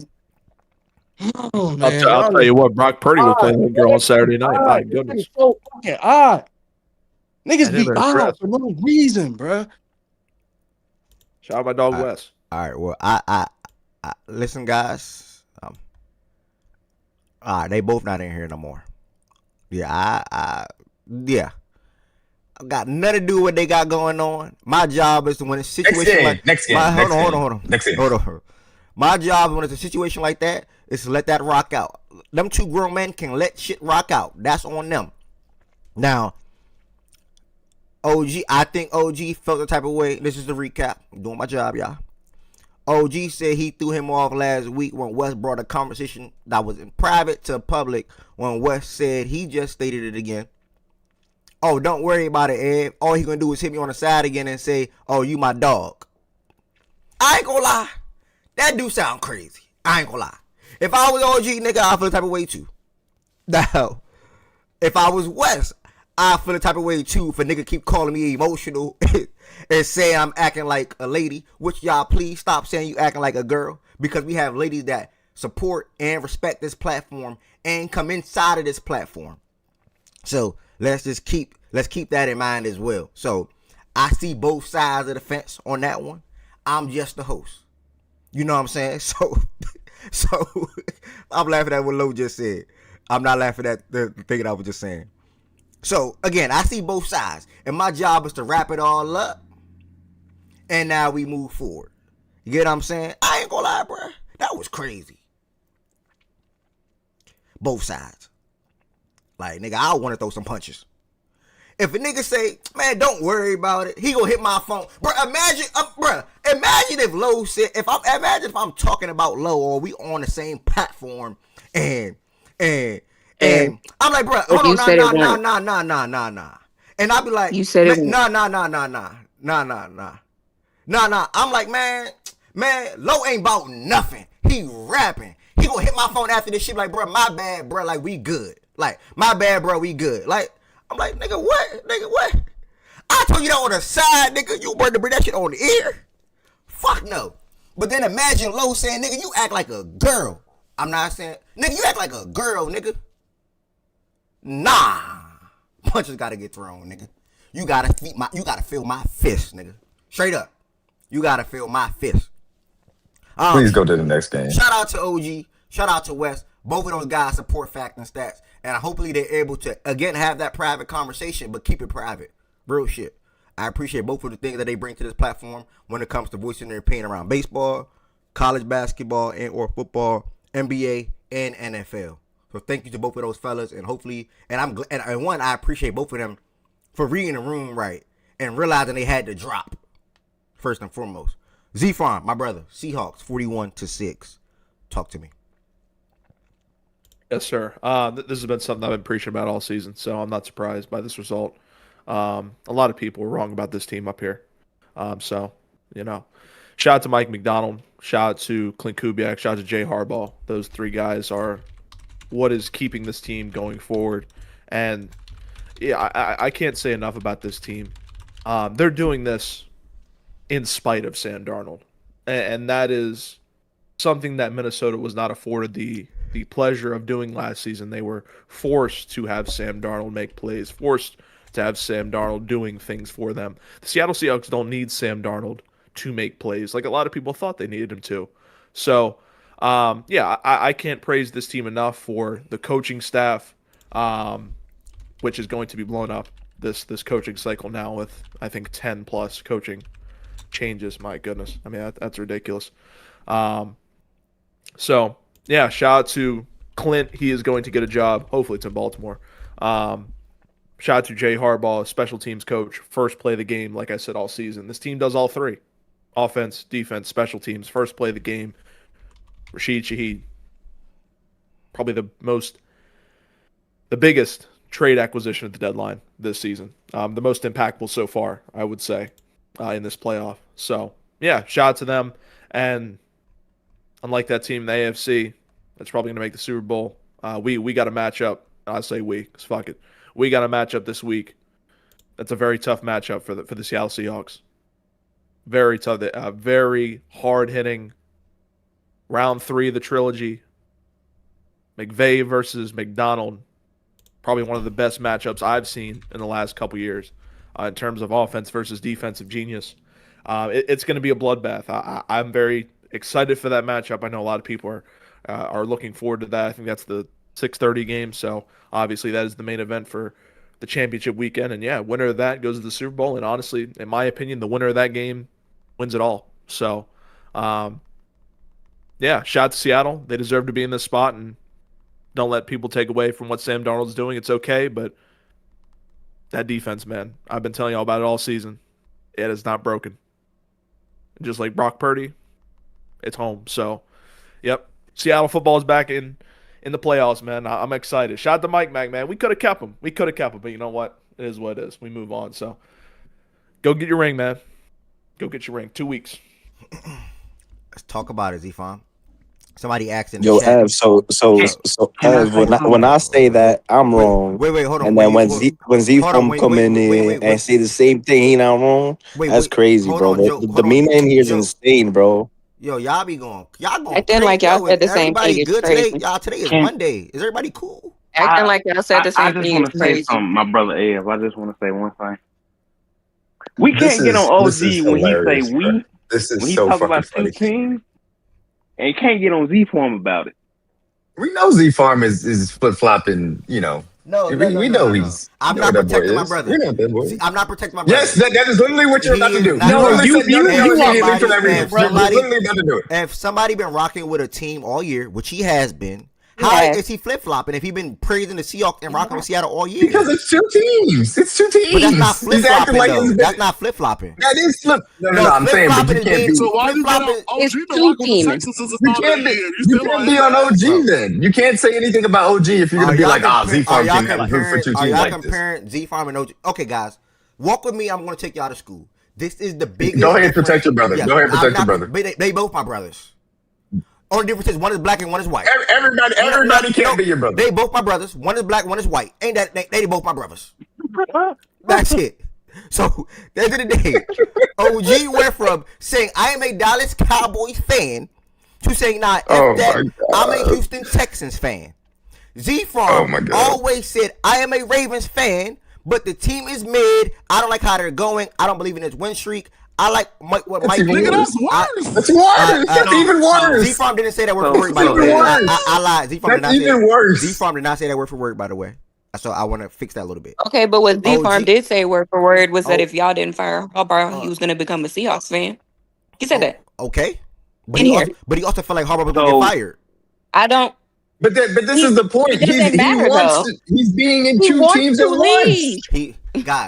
Guys. He made a Z-Farm- decision. He Z-Farm- didn't say. Bro, Z Farm is a he Ravens did not fan. What are we say- doing?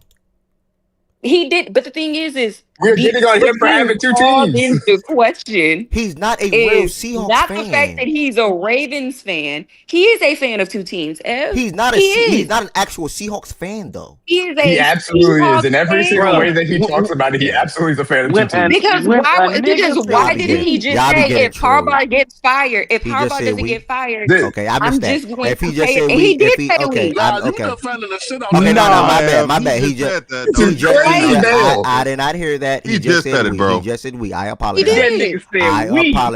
I apologize. He just said we. Therefore, I will shut up. But my belief is, I know Z Farm as a diehard Ravens fan.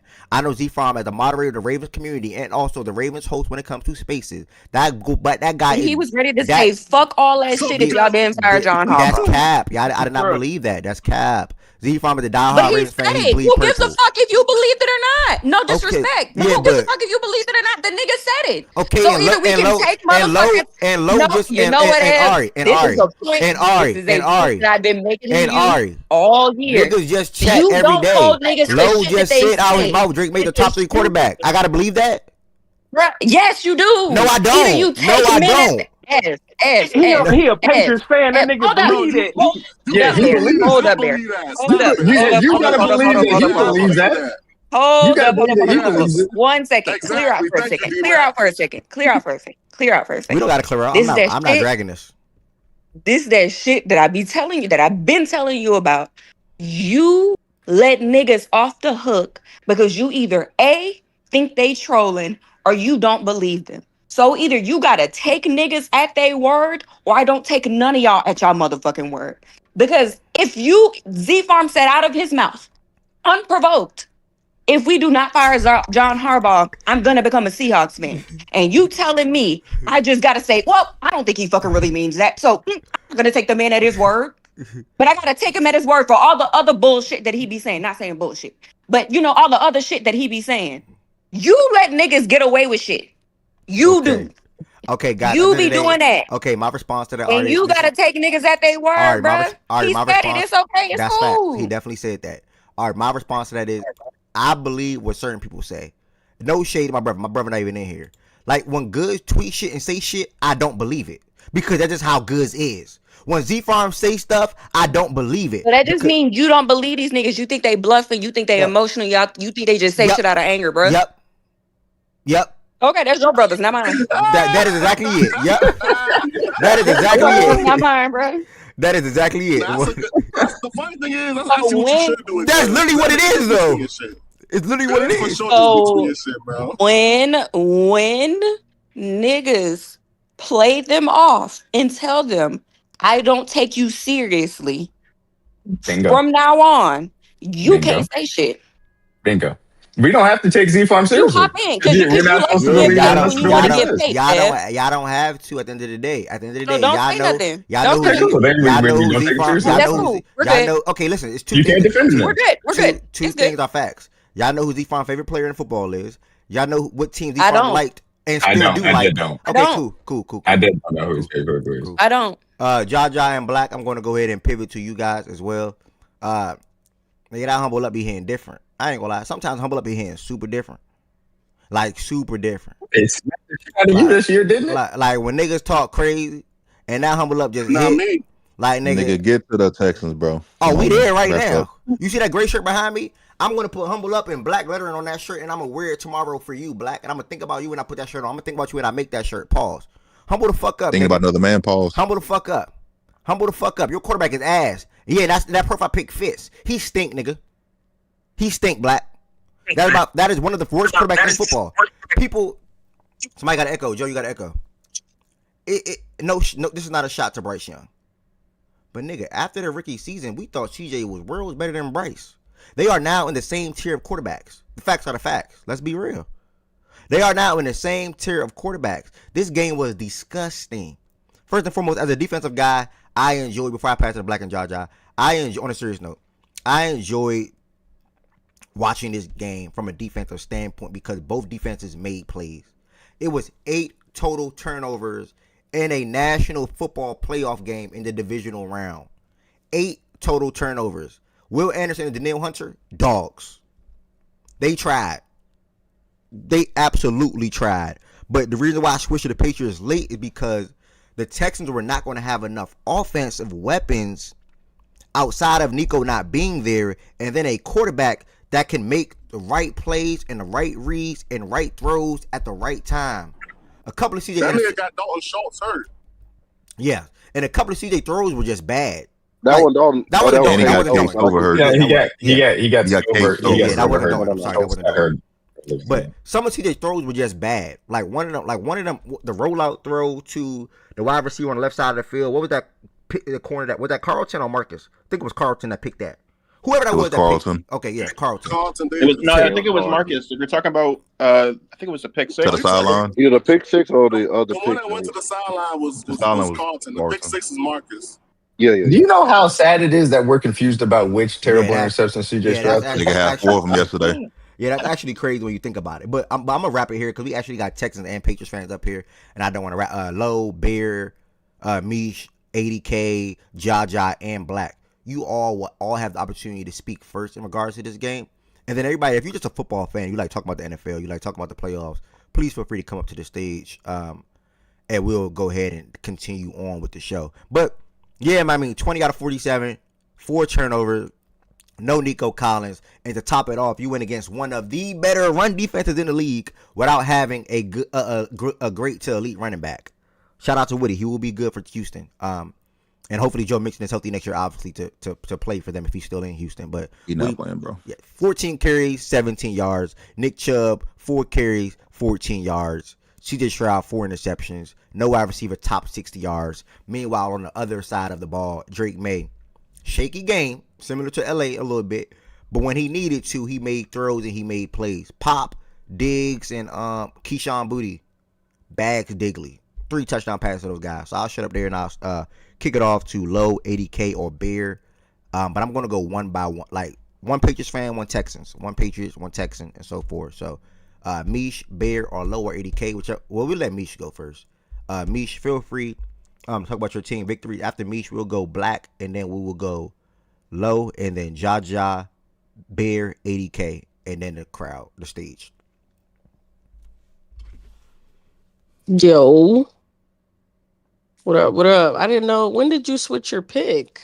I wasn't informed of this. Sunday morning. Yesterday. Exactly, Mish. Exactly. Yes, That's bro. some Only one shit, person bro. only one person can vouch for this. Because he was in the live. Okay. Only Chan literally was in my TikTok live. Someone said, "Who do y'all have winning?" I said, I as bad as I think I will want the Texans to win, I think the Patriots win the game. I think Nico Collins not being there will be too much for them to overcome. I think Chan typed, "Yeah, I woke up today thinking the Patriots win the game too." Like it literally was yesterday, y'all. And I also said on Friday I could flip to on Sunday. I literally said that. Oh, niggas flipping. Yeah. That's Nico Collins not being there. I didn't think they was gonna be able to win the game. I tried to bet OG on Saturday. Collins, I tried to bet OG on Friday. and I tried to bet OG. I tried to bet guys. I tried to bet He's been OG. out really I tried since, to like, bet OG on Saturday. By the way, guys, like I literally tried to bet OG on Saturday. I thought they were gonna win since Saturday. It's okay. I'm not gonna say that. Yeah, it's okay, guys. It's okay to flip your pick before the game. Well, no, it's not. No, it's not. What Ev did, don't let nobody else do. Okay. But on to the game. That game yesterday. Wow, what a game! I was on the edge of my seat the whole time. It was a good game. Good defensive master classes on both sides. Shout out to the Texans. That defense is for real, but it also can be had. That's all I seen yesterday, and I'm keeping it a buck. From them clamping niggas up to only 16 points for the year, and for them to go out and put 21 on that defense is impressive to me. I know if you watch the box score like a lot of these casuals, Kenny, will tell you that Drake had a bad game. But if you look at that offensive line play and how good Will Anderson and Danielle Hunter are, it's just like, bro, Will Campbell, Jared Wilson just getting their ass whipped on that left side. Like the two rookies, they've been having a hard time with the elite pass rushers of the league, which is expected. They're rookies, and it'll be something that we'll just address in the off season. But I mean, these been the two guys we've been starting all season, so why change it now? They have the continuity, and Will is just now coming off an injury too. Like this is his third game back? Yeah, this is third game back from being on IR, so just a little shaky. So we got a test in Denver next week. But I mean, on to this game. Drake, I felt like if he could have been a little bit more mobile, I think the game would have flowed a bit differently. But that pockets was getting collapsed. Like Will and Danielle, they were everywhere. And that secondary, bruh, I mean, it was straight. Like I said, Stingley, he was all right. And Kamani, bro, that motherfucker was holding so much, and they were not calling that shit. That shit was pissing me off. But then they'll turn around and call it on Carlton Davis. Like the shit was asinine. So shout out to CD. He got those 2 picks. I think those are his first interceptions on the year, to be honest. And Gonzo had a good game. The defense really won us the game, to be honest. Offense, they got in good position and score, but I think it was a great team collective win. So, shit, we on to Denver. I'm not gonna talk no shit because I ain't really talked to Jaja or Black. So, but the rest of them niggas, your fan base, y'all will never win nothing. I'm gonna say that though. Your fan base they are disgusting. Like for niggas that never won shit, like they might be up there with the Bills fans. I ain't never seen no shit like that, but on to Denver. Appreciate that, Mish. I think I said it was Black, and then we're gonna go after Black. We're gonna go Low, Jaja, Bear, 80K, Stage. Yeah, man. Just want to say good game to the Patriots. They made the plays when they needed to make them. But I can't blame no one else for this game but CJ Stroud. I don't know how. I said going into the game, CJ can't play this bad again. And boy, was I wrong. I don't know what he was thinking on some of them throws and decisions.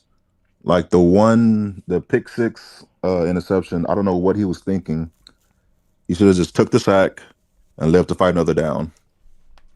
It's been like this the entire year with bro. I just don't understand what he's seeing out there this year, even last year, because some of these things that popped up this year, I saw last year with him. He's just indecisive. He's scared to make a throw. Everything yesterday was either late, he was super late to it, it was high, or it was like he just didn't trust his eyes out there. I can't even say like even having Nico out there, he had enough out there to win that game, bro. Like the Nico injury, it's a big loss. Yeah, we need Nico out there. The Dalton injury, yeah, that's a big loss, but we still had enough out there to win that game. I feel like it's like at least about 20 other quarterbacks in the league that could have just managed that game and not had 4 turnovers. Let's take it off TJ a little bit. The Woody Marks fumble going into the goal line, going into the red zone was bad. You started having momentum that drive, then Woody fumbles the ball. You can't have that there. I'm gonna let Jaja cover. I'm gonna let Jaja touch on other stuff, but yeah, for me, I just can't blame anybody other than CJ for this game, man. Appreciate that, my brother. Always glad to hear you come up on the stage and actually talk. We are going to go with Low, I believe, next. Congrats on your victory, man. AFC Championship. Appreciate that.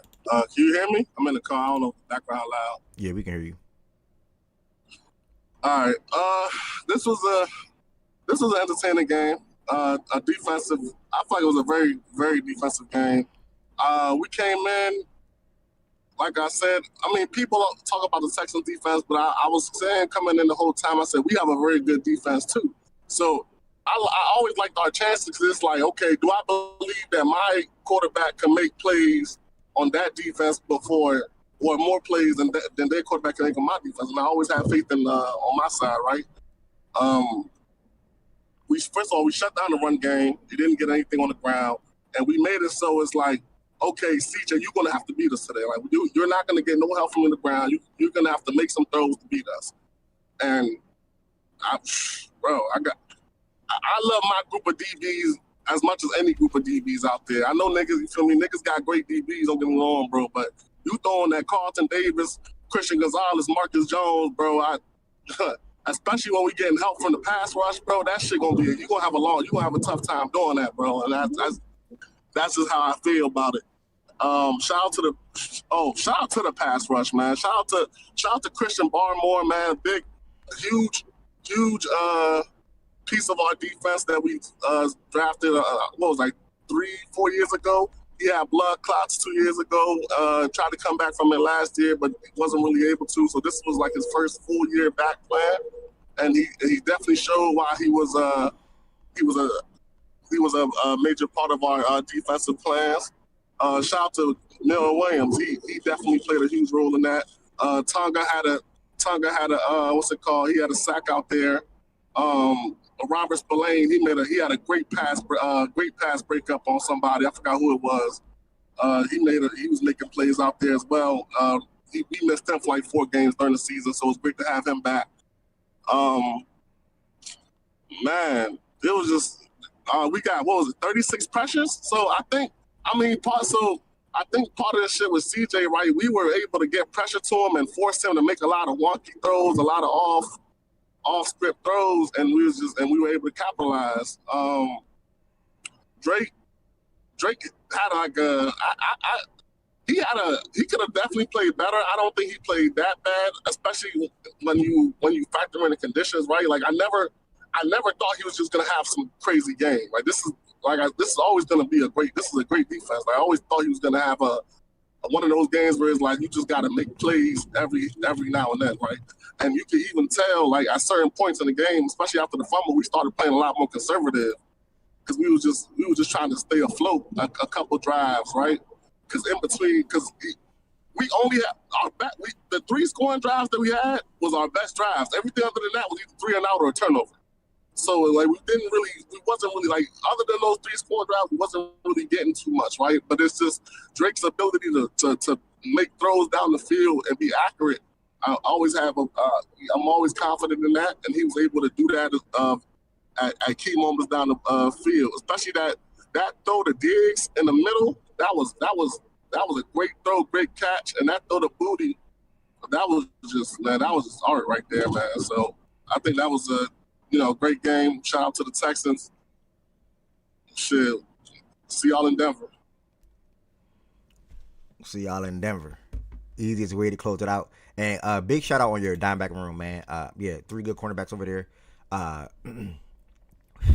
Man, I don't want to take away from some of the things that could be said by Eddie K or Bear or even Jaja. So I'm gonna wait because I even missed out some things that I wanted to say. But I want to let the fans of the respective teams go. So I think after Low, I said Jaja. After Jaja, I'll be Bear and Eddie K to close it out. From the fans that speak on the game, we have D-Mac, Ari, Miss Gina, maybe Z Farm, BJ, who still have to speak as well, and then myself to close it out with some more comments. But Bear and Eddie K, y'all are next back to back.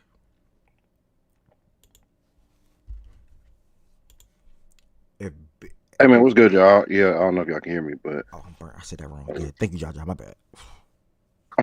Oh yeah, I got you. But in this game here, I don't know how much time will be here because actually glad I was able to be here right now. I didn't have today off because I know I haven't been here for a while, but I'm actually glad that I was able to be here because like for someone who's hyped up CJ Stroud as much as I did, even though his rookie season, I had to be here, for this moment, for this time because even in a team game, most times when you play, it's kind of hard to say one person lost you the game, but that was really the case yesterday. And there was just some things in this game that I've been, missing from a while. For a while, just being a fan personally, because with me, it was just okay. He missed some couple guys here, or the conditions were bad, or he's just still growing. But with CJ, man, like he has to really, look in the mirror and see like how badly he want to be great at this game. Because really from that rookie season, like, and really this is not even just for this sport, but this is just anything in life. Like if you don't practice or try to or really get better at it or really lock in, you're gonna get worse. And that's really what's been happening. It's just been a downward decline. And it's been slowly happening, but yesterday you just seen it completely unravel in this game. And even before then, like I kind of knew it was going to be a tough struggle, like running the ball. So I don't care for it too much because once Trent Brown all of a sudden didn't play, I knew it was going to be tough sudden because once we had to change the line around to the combination we had today, we couldn't run the ball all year. And then with the Patriots having their whole front, I knew that was dead. Even going into that part, so really not being able to gain yards didn't surprise me as the game went on. Didn't like him fumbling though, but it is what it is. He's a rookie; he'll learn from it. But seeing CJ, miss even some of the routine throws that he had, really was really like disappointing. Even that's not even getting to the turnovers because if any of those plays, if he just dirts the ball or even throws it away, we have a chance to even go out and even win the game, even with all the chaos we had going on with guys missing out and guys dropping, guys miss passes, or even CJ missing throws here or there. Without those turnovers, you still have a chance to win the game, and that was really most disappointing part. And the reason why I was mostly disappointed is because it happened the previous week too. And the reason why most Texas fans saying that he didn't think he was going to play bad again because CJ before they 4 playoff games and then in those 4 playoff games he only had 1 turnover combined. Those are picks and fumbles. So to see all of a sudden this year come around and then just to see it completely unravel in both playoff games actually was really disappointing, and it really let the let the whole defense down because defense did everything it could. Will Anderson, really the whole D line, the whole defense. I really feel bad for them because any other QB in the league wins this game, and that's really tough to swallow, and that's going to lead to questions in the offseason of what CJ going to do. Do and try to improve his game and really just take the basics, and also as an organization, like how do we maneuver, signing Will, and what does CJ potential for this franchise looks like. And one thing he has to mention, one thing he has to realize is that we're in a now win now situation. So either we're going to win with you or without you, and we're going to find that sooner rather than later at this point. But really, just circling it all back, shout out to the Patriots for really handling business, doing their job, and shout out to all the Patriots fans who really made a note about their defense being better than expected and really taking the chance, because I know all week they was hearing about our defense, but their defense came to play and they need their prop for that. I'm on mute. My bad. I like how you ended that off, especially with the defense. Even Lowe going into that game said, I heard him say this yesterday. I think it might have been Saturday, about the pressure and how Drake Mays one of the better deep throwers of the ball down the field. And when he threw that ball to Keyshawn Booty and Booty went out with one hand and grabbed that, I literally thought of Lowe in that comment that he had made, funny enough. But yeah, man, the defense played good for them. They were balanced and they have a better quarterback. So, and also a collection of running backs between Stevenson and Henderson to outperform you guys running back. So that's a couple of things that I read going into this game. Not read, but thought in my head to why I flipped over to, the Patriots are going to win this game. 80K, no, Jaja, Bear, I'm sorry. I'm all over the place. I'm trying to upload the video and talk at the same time. Bear and 80K back to back, please. Just slow down, my brother. Man. Yeah, please, for real. Well, no, as everybody was saying, great shout out to the Texans. Their defense, hell of a defense. I just had more confidence in my offense against the defense just because, we've shown that we can go, we can match up against great defenses. And Booty, that's my boy. My brother Byron, a boot boy, he been balling out this year. 6th round pick. Just needed a quarterback to be confident in him. My DBs, they've been playing phenomenally well. Still need an edge rusher. Because if you get an edge rusher to get better pressure on them combined with the DBs in the back end, I think our defense will be much better. People have been talking about Drake May and all the turnovers he's been having. Listen, them fumbles are coming from them Will Anderson, who was my, defensive player of the year this year that I picked to be it. I've been saying going into the draft, no matter what happened this playoffs, we got to slide them rookies in. Move Wilson to the center and Campbell to the guard and get a left tackle. Because as we've seen now, the past 2 games, they've been beating Will ass off the end. So I give Drake a C+, this game. But when we needed him, he came in clutch. You said you want to do what with the line? And that's all I can. Before you said you want to do what with the line? Move Wilson to center and, Will Campbell to guard. Okay. And where's Wilson currently? And he didn't get it. Wilson the guard. Guard, okay. And you move him to center, move Campbell to left guard, right guard, do it matter, or just guard in general? No, move him in on left guard and get a left tackle. Okay. Hey, you know what school Jared Wilson went to? Jared Wilson? You know damn well he don't know.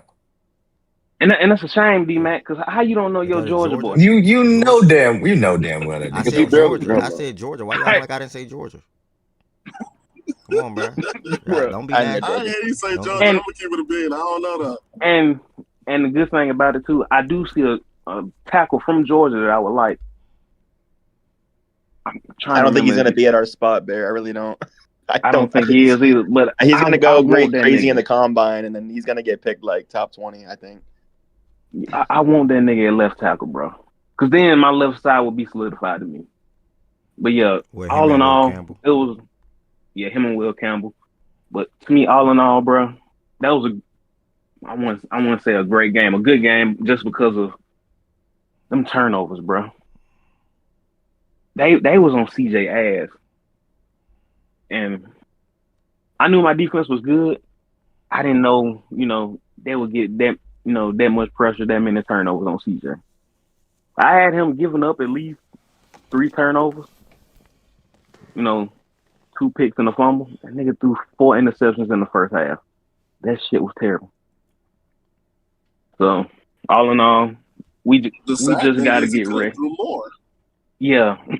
Nigga, he could have legit had 7 or 8 picks in the game. But yeah, I like going up against the Broncos next week. Should be a great game. We just got to get over that, curse going into Denver. See how it all goes. 80K, it's on you. Appreciate it, Bear. Yeah, this was a great game. I wasn't really sure. I mentioned in the space you guys had last week.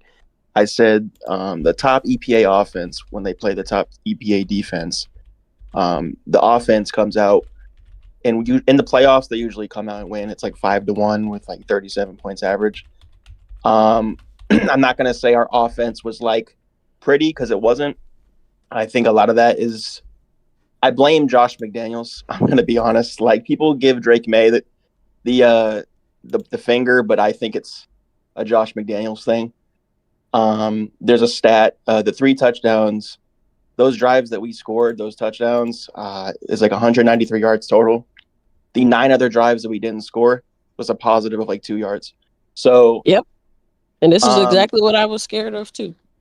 So, yeah, it's a problem. I don't blame Drake May for it. When he needs to make the plays, he makes the plays. We saw it with the Diggs touchdown when I think it was the 2 safeties were covering Diggs.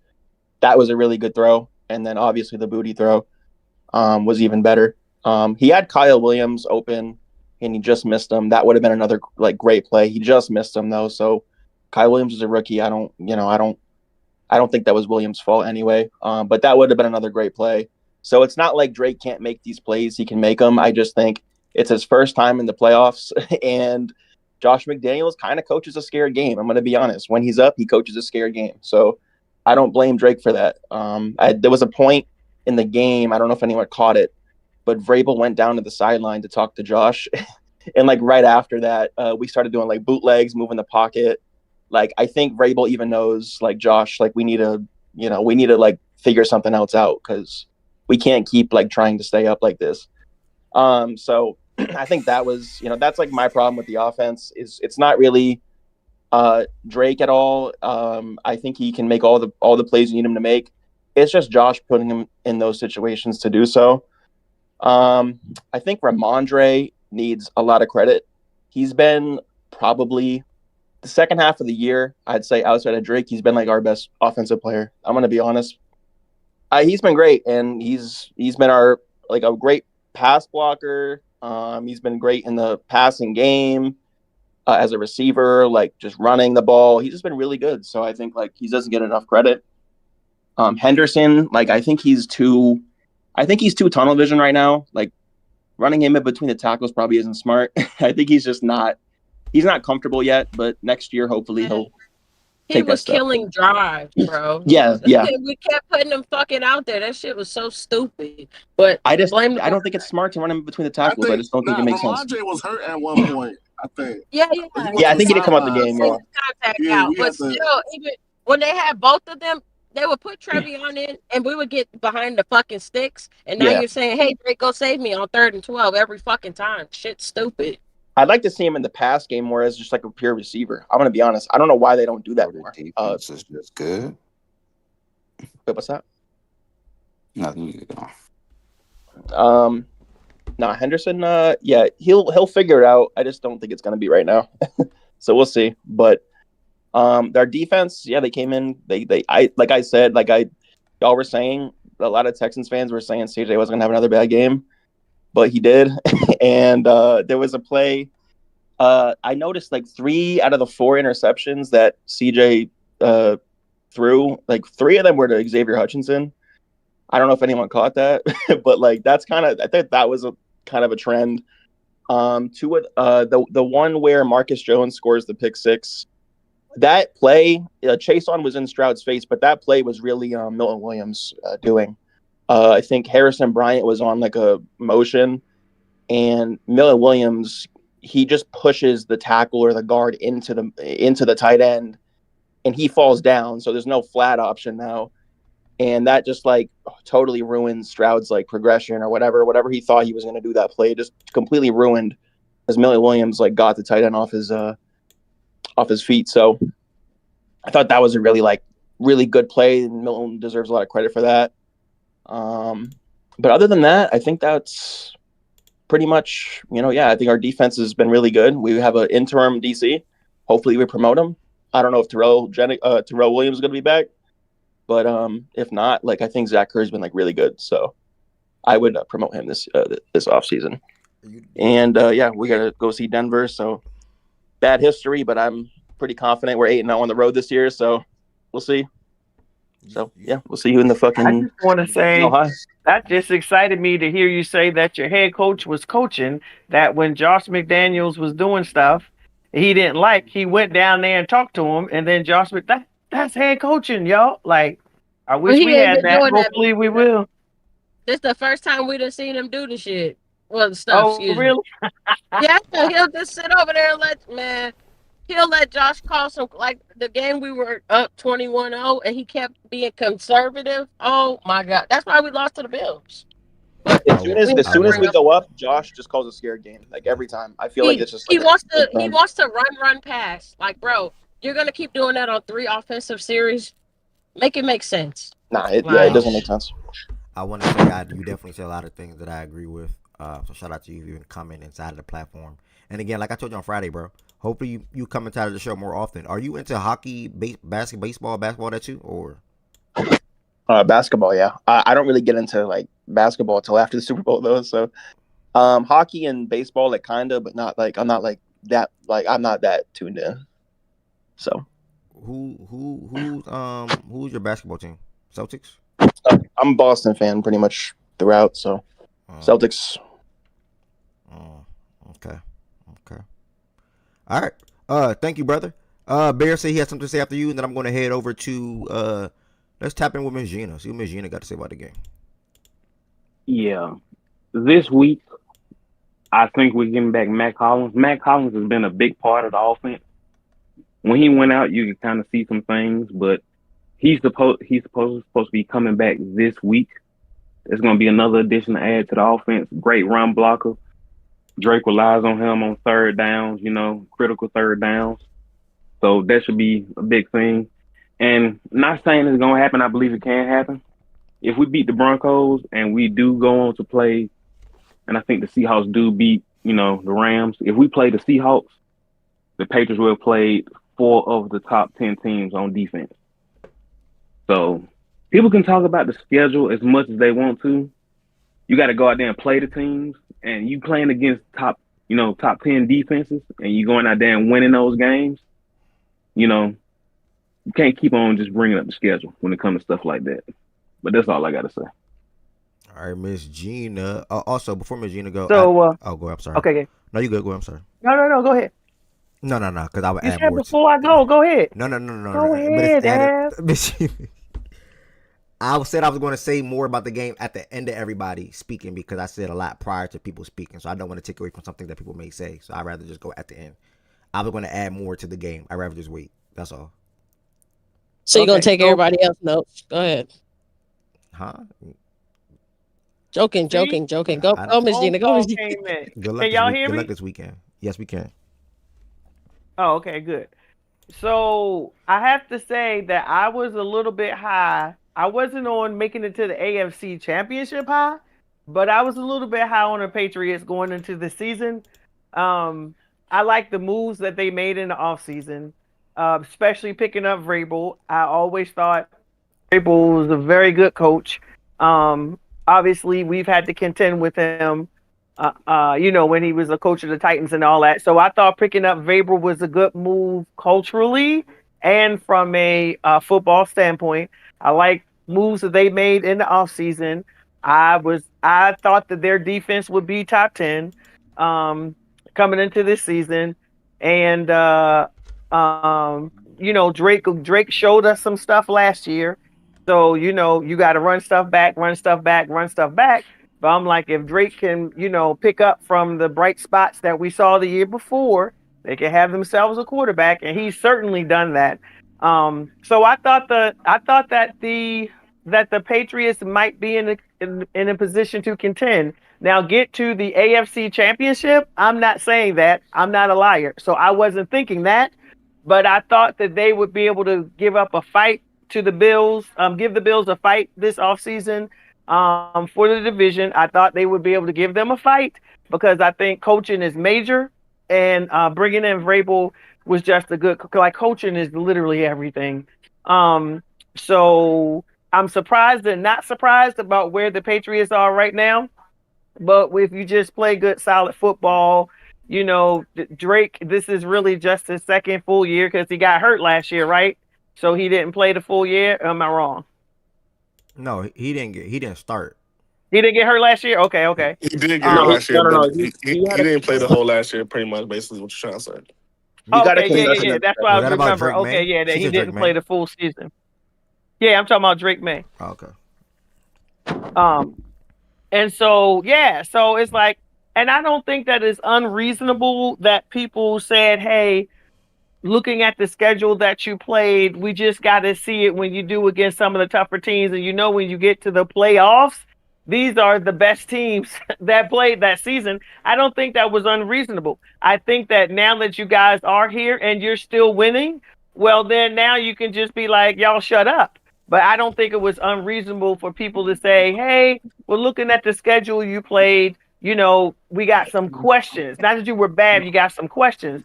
But I think most people said the questions will be answered once you get into the playoffs.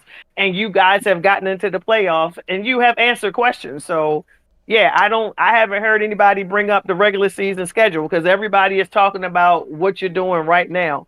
And so I think it is. I'm calling this the baby chip. I was like, I kind of wanted the baby chip. And what I meant by that was, of course, I expected it to be Bo.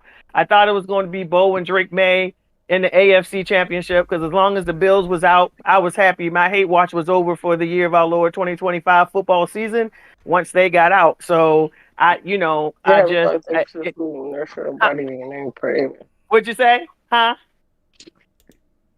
What'd you say, Mish? Oh, I'm off mute. My bad. Oh, okay. So yeah, I was like, I wouldn't mind seeing the baby chip. To have two quarterbacks. Oh man, Bo's not going to be there. That is such a drag. That is such a drag that man put in all that work. And these were two quarterbacks that people said they had concerns about, throughout the season.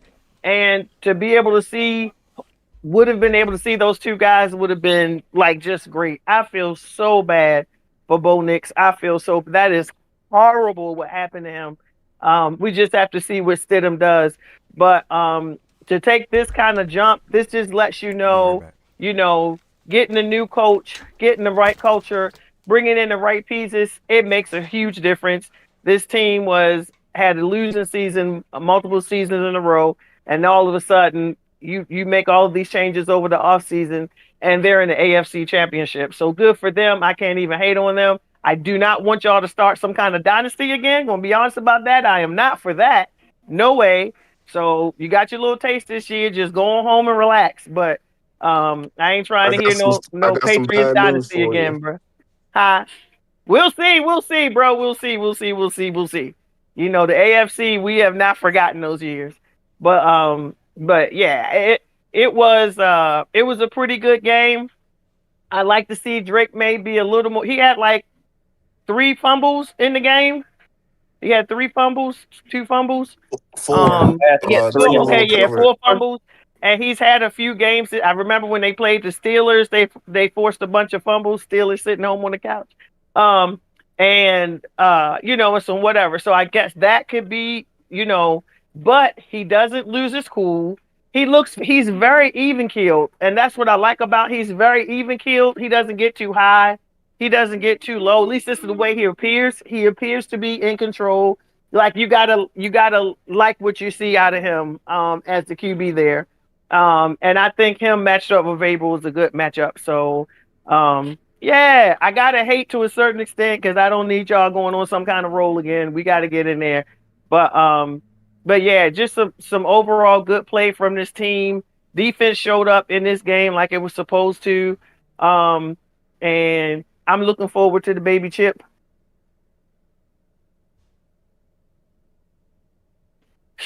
Anyway, I'm good. Ev stepped away. Yeah, ADK, you can go ahead and do your quick thing that you said. All right, appreciate it. Yeah, I was gonna say too because I don't think anyone mentioned it. Yesterday was the first time our defense has been like extremely fully healthy since I think like early November. So, and then you saw what they did to Stroud, and I know the offense is got no Nico, no Tank Dell, the line's a little whatever, but they still looked like a really, really good defense.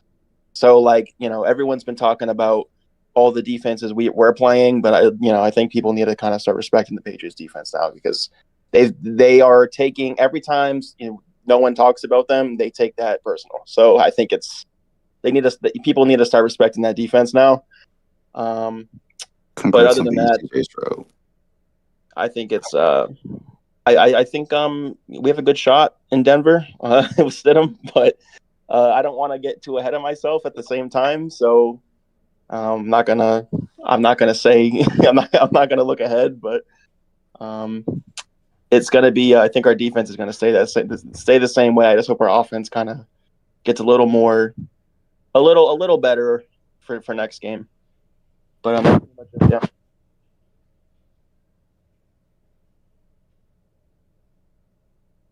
So is this just no I'm sorry, was that it? offense or? Huh? What'd you say? Right, you said what?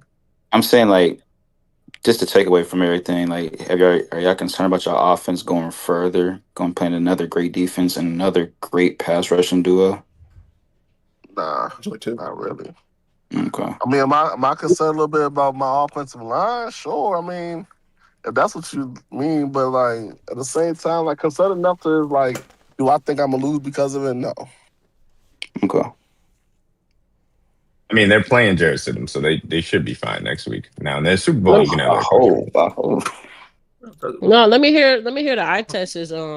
What did you see? Also, another thing. That's still a great for you. P2, okay. But Riley Moss on the other side, I think we can take advantage of Riley Moss. Do y'all really trust Sean Payton in this game?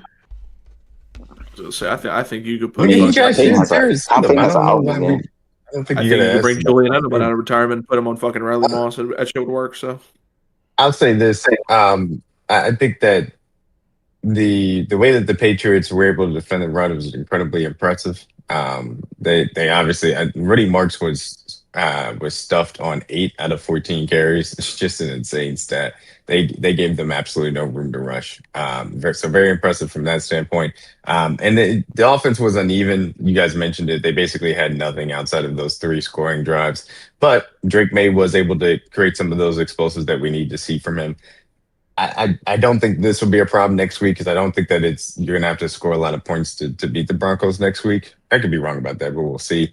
I think it'll be a little bit similar to kind of the Chargers game where you're just going to be able to suffocate that offense. But in the Super Bowl, and again, in theory, getting to the Super Bowl, this is going to be a successful season for the Patriots, regardless. I thought it already was, but it'll be very difficult for me to be like, hey, some of the things I've seen from Drake May decision making wise, I don't really necessarily fault him too much for the fumbles last. Well, I guess the one strip sack was bad, or the two strip sacks were a little bit concerning. But I don't fault him as much for that because there was a lot of offensive line pressure. He shouldn't have ran that ball. He obviously wasn't secure enough with it when it got punched out. But the Odafe Owe one was a little bit concerning just because he felt Owe and then he tried to move up and then throw the ball and then he got it stripped from him. So I'm a little bit shaky on Drake May's performance. I think it's been very middle of the pack. He's had good moments, had bad moments, and again, this is his first foray into the playoffs, so you expect a mixed bag as far as that was concerned. Important part was that he made the explosive plays versus this excellent defense that I do think is the best in the league, and it's only going to get, in theory, better than or I should say worse from here on out as far as that aspect. So, good job from the Patriots. Really good play by Butte. I mean that catch was incredible for him to be able to hold on to that with a Stingley draped all over him, and he got a PI on Stingley just before that too. So really good game from him. The ability to run the ball, they did enough as far as the ground game was concerned. And then as far as the Texans, I mean, when you lose Dalton Schultz and you don't have Nico Collins coming into this game, it gets very tough to see the offensive pathway to success. But that isn't enough to excuse what was, a disgusting performance from CJ Stroud, one of the most disgusting performances of a quarterback you will ever see, especially as far as the playoffs are concerned. And I've been, obviously defending him for a lot of this time, but it's been up and down for him, especially since that rookie year. There's some things I think he was shaking out of this year after his second year really hampered the way that they had set up the team around him. But my goodness, I mean, this game was so bad, it didn't resemble actual quarterback play. He was completely frazzled in the pocket. He didn't trust anything that he was seeing, didn't trust his pass protection, was jumping all around everywhere, even when the pocket was clean. And then he's forcing throws all over the place, fluttering ball in the air. It looked like he was shot putting every single throw in the first two drives. Disgusting all over the place. So I think that the Texans have a mid quarterback for right now, and we'll see ultimately what happens and if he can shake out of some of this stuff. But these playoff games for CJ are bad. Both of them were. And like I said, I thought he had to play better than he did versus Steelers for them to go on the road and win in New England.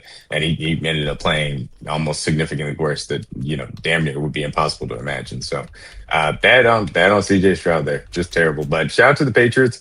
Like I said, thought they did a really good job, stifling the run, and went in there and got themselves a win. In theory, should be in a good position to go ahead and go to the Super Bowl, and we'll see who they face then. Hey, D-Mac and Ev, you can answer this too.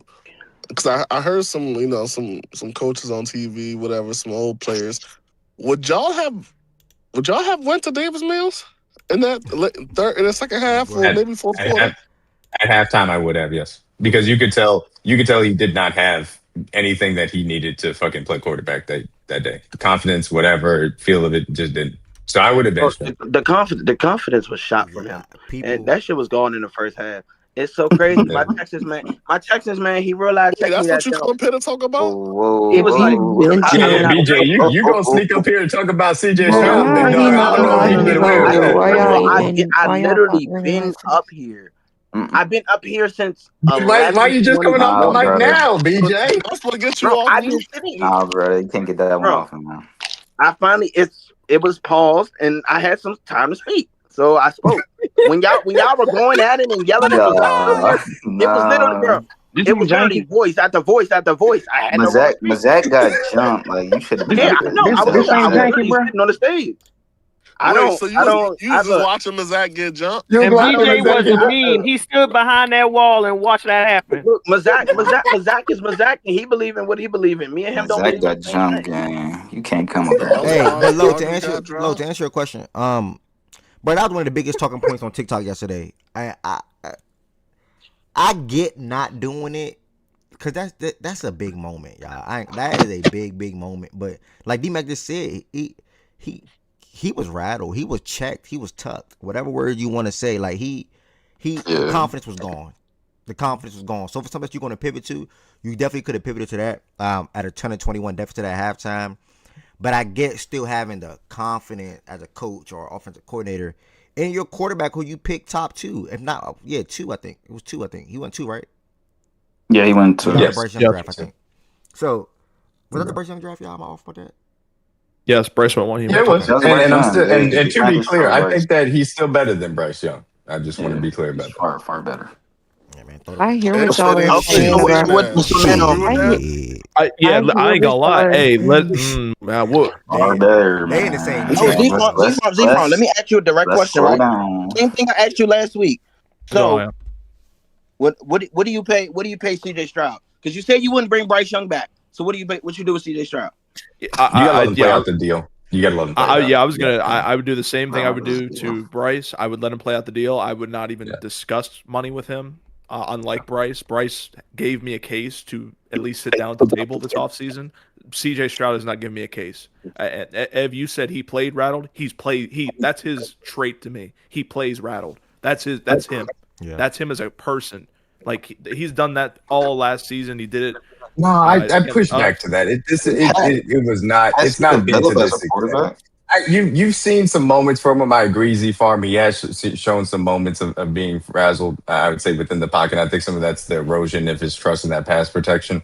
But this was a different level of like he looked like the monster stole his fucking No, talent. you Like it know, was Space Jam. I get that, yeah, but there are points like last season when we played him on Christmas Day, looked the exact Yeah. same. Obviously, the turnovers weren't a thing, but we fucking bullied them. They did not have a chance in that game after we scored. We scored one touchdown. I knew the game was over. This game, it wasn't even close. So BJ, to answer your question, and yeah, no, this is how I feel about Stroud. I would not discuss money with him until he does something to tell me and prove to me, hey, we can have a discussion about your contract. We can give you $200 million plus, because that's what it would be, unfortunately. But yeah, I would not come anywhere close to the table with him about money. I would build your defense, try and continue to build the offensive line. They've been trying to do it the last 3-4 years. It's not fully clicking, but get the offensive line together, continue to build the defense, and see what you can do. But yeah, CJ Stroud, his money, he should not be talking about any dollar until he gets a solid performance for 17 games plus. You said you'd want to pay Bryce though. I would at least talk to him. I would at least talk to. I No, wouldn't that do ain't it this fair. season, but I'd at least talk to him. You can't talk Oh, to it is Bryce. fair. Well, I'm not saying It's it's fair or not. I wouldn't want to. Yeah, I It is disagree. fair because I'd say no, it is fair because I I'd won't say say both if of them it's flip. I'd say Bryce is a better quarterback than CJ right now. And Yeah, y'all I'm can not say I'm there crazy yet. or not. I'd listen. One has a top 3 defense, which y'all I think would say is undisputed, and one is in Carolina. No offense, Jada, but one is in Carolina. So I think in terms of if you were to flip the situations, I think Bryce gives a better shot yesterday, but maybe I'm wrong. I disagree with that. But I think Z Farm is well. I don't know about that last point. Um, I don't think Z Farm is necessarily wrong, and I don't think it's crazy to say. I'm not saying that I think Bryce is a better quarterback overall, but I do think if you take in what Bryce has done this season, he has been better this season, and especially with his last game being that game versus the Rams. I don't think you can completely say, "Oh no, CJ's still better," because Bryce played really good versus the Rams. And he's not perfect. I don't we the bar ain't really that fucking high with how CJ's played this season. But I don't think it's necessarily crazy to say that. I think again, I think you let both of them go to their 5th year. I mean, the Panthers already picked up Bryce's 5th year option. I think the Texans do the same thing. And you let them both play it out. I said that shit yesterday. You let them both play it yeah, out. You let CJ play it out. Obviously, you let Bryce play it out. But you let CJ play it out and see if he can show you why you should continue to take a chance on him. To going back a little bit to the question that Lo asked of would you have benched CJ at halftime? I completely get in the moment, isolated, why you would do that. However, you bench CJ, you should trade CJ after the game. lot of implications for You the future can't of your come back franchise. from that. Yeah.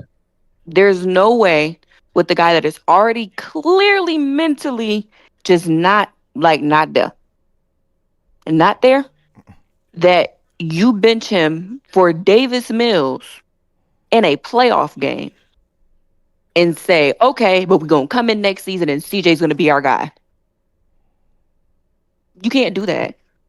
There's no way that as a coach, as an organization, you can do that. And like I told people after yesterday, oh, well, what about the defense? What about the other guys that were playing? Did you hear them niggas in the post game? In the locker room? They said the Every right single things. person had CJ's back. And I know people saying, oh, well, that's just lip service. Nah, I've heard players that ain't really fucking with what they quarterback doing, but They still let kind you of know. told the company line. And that wasn't that. All of them, including the coach, still have faith in CJ. So benching CJ probably would have fucked shit up more. You don't. That's one of those situations you gotta ride it out. And the one thing you gotta show them is that as an organization and as a team, we have your back. Even though you fucking suck right now, dude. We have your back. We're not gonna drop you. We're gonna hold on. You can't do that. You bench him, trade him to another fucking team. Trade him. Because that's it. There's no coming back from that. So he got 2 more years to try and prove that he can. I think Troy Aikman made a good statement of I think CJ is chasing his rookie season because that was a high. And he set a high expectation for himself coming in because when you have such a great rookie season the way that he did, everything's going to be measured today. And so now people are going to be looking at you to at least play somewhere near that. It's hard. He hasn't played the best. I do think he's mentally rattled. I kind of said it as joking yesterday during the game, but I'm for real. I think he should really look into like some sort of hypnotherapy, some sort of like mental situation, because it's clear something is bothering him that he can't shake when he's been playing this season. Whatever it is, I don't know what it is. He needs to figure out a way to let that shit go and to play free. Because it's one thing to play bad football, and there's one thing and there's one thing to play scared football. He played scared football, and that's worrisome. But I think that's the most frustrating thing watching it yesterday was that you could see in the moments that he was thinking too much or hesitating. There were second reaction plays where he was just doing things off of instinct and it was working well. But it's just he started out scared on a lot of these plays, especially within structure, and it progressively got worse throughout the game. And so that rattling downhill just can't happen. The only thing I'll say is he had a significantly better year as far as QBR, as far as the EPA per play. The traditional stats are a little bit more close as far as him or CJ. Him and Bryce, as far as the comparison is concerned. I just when I see both of them on tape for the totality of the year, I think CJ is just a better quarterback. That being said, because you have the down moments that you saw, and then certainly the way that the playoffs have gone for both of these quarterbacks, I thought Bryce played very well in the wild card round. That's why they're going to be in the same tier, and I think they deserve to, and they need to be able to play out their contracts, and we move forward and see where they are. But I don't have any I would issues with people say if saying that they're you closer for Bryce. I wouldn't pay Bryce. I just can't get there. no, yeah, I'm not there yet. I would say if your main issue with CJ is the fact that you don't think he has the heart for it, then yeah, you would probably take Bryce. I would also Regardless of say the this. stats and everything, because that is the concern. I Yeah. want to jump in here too after you make that comment, D-Mac. Yeah, the only thing I wanted to say is this. I don't know if this is the reason why. I'm just repeating this because I heard it. I heard from two different people that I trust as far as football observers is concerned that they noticed something different between him pre-concussion and post-concussion. I haven't looked into this to be able to verify it myself independently, but I don't know if there's something credence to that. I just feel like I should bring it to the table because I did hear it from two different people that I do trust. So I don't know. We'll it'll be an interesting thing going into next year to see where these quarterbacks go. Yeah, that is very like- interesting for sure. Post concussion, that directly affects your he played more processing. scared post concussion. You have to think about it. That's What'd you injury say, with man? the brain. So I said post concussion, you could tell he looked more scared. Oh, okay. yeah, that's an injury with the brain. People gonna Like he react didn't want to. different He with didn't concussion. want to He hit. He ain't have a didn't want to concussion. fall. Like What you mean? he I will Go say ahead, to the Miss Gina. game. Oh, sorry. Oh, go ahead, Miss Gina. I'm sorry. I forgot you wanted to chime in. Go ahead. Yeah, to the Bryce, just briefly to the Bryce and CJ thing. The other thing that's distinctive for me is that I feel like CJ came into a very good situation. I feel like Bryce came into a terrible situation. Um, Bryce has Bryce has had what, two coaching changes in his 3 years, staff changes. I mean, head coach. And so with that, you got your OCs and your DCs and your whatever, your QB coaches and all of that. Like, I think CJ came to everybody figured D'Amico Ryan was going to be a great coach. I think for the most part, he brought in a good staff. He and generally had a good team around him, and he has regressed. And I do think there is a reason for his regression. But to Bryce Young, he came into a terrible situation, and I think things are just maybe settling out for him. And like we definitely saw him improve and move up and step up last season. And so then it was like, can he pick up from last year and go on this year? And it's a lot of other context and things around it, but at the particular moment, because the way we normally judge football is by what is the last thing that you've done. In general, that's how we do it. At the particular moment, I don't see how anyone can say that CJ is better than Bryce at this moment.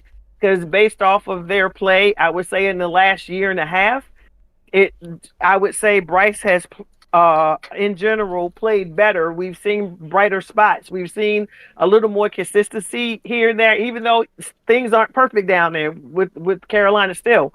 But that's what I'm saying at the moment. Yes, they're in the tier, but I think if someone is saying he's better, you got to be just riding on the first year, what he did the first year. And I don't think you can ignore that. So the question is, what happened from the first year to the second to the third now that we find CJ where he is right now? And I hope that's figured out for him. But I just don't say how you can quite say that right now unless you're just riding on, but we saw it in his rookie year. So we just got to figure out what's wrong. And then, so my context will be, Bryce has came into a terrible situation his first couple of years, and we see him persevere. He's gotten benched and everything, and we see him persevering. We see him improving. We seeing him showing up in some games. So yeah, I just don't know how you quite say that. I have a specific pushback on. I'll agree to disagree as far as the last year and a half, as far as that level of play is concerned. The thing that I'll say as far as the situation, Bryce absolutely came into a bad situation. He did. Frank Wright was there as a rookie quarterback. Frank Wright is a good offensive scheme designer, and I do feel that that is something that needs to be mentioned. And then he got another one, in my opinion, in Dave Canales, who's a good head coach. He's been there as the offensive head of the scheme as well, and he's had that stability the last 2 years. Compared back to it, Slowick was ass for. I'm sorry, not ass. He was a bad offensive coordinator for those first 2 years of CJ Stroud. And then this third year, he came into a new system, and I think things improved. And that's where you got some of the up and down play where I think CJ Stroud showed some flashes of coming out of some of the bad things that you saw his sophomore season. But ultimately, he also showed the downsides that he was trying to shake out of it. So I think I disagree a little bit about the year and a half play specifically, just as a full body of work. However, the playoffs in which you just saw with CJ Stroud play two astronomically bad games and Bryce play a good game. And that is something that is going to color the rest of the summer. All right. Appreciate you all for speaking on that game. This game actually took about an hour some change, rightfully so. This was a highly anticipated game. A lot of people were looking forward to this game. Looked like everybody up here on the stage spoke on this game as well. Oh wait, it's literally quick unless somebody want to respond, and I kind of don't really want to respond to them. But this is why I say sometimes defense isn't enough, and I leave it at that. Okay. How do you feel about it's simple, Ari? Because they say defense wins championships. Oh my bad. Nah, you good. I was going to read something. Let me read something in the chat real quick.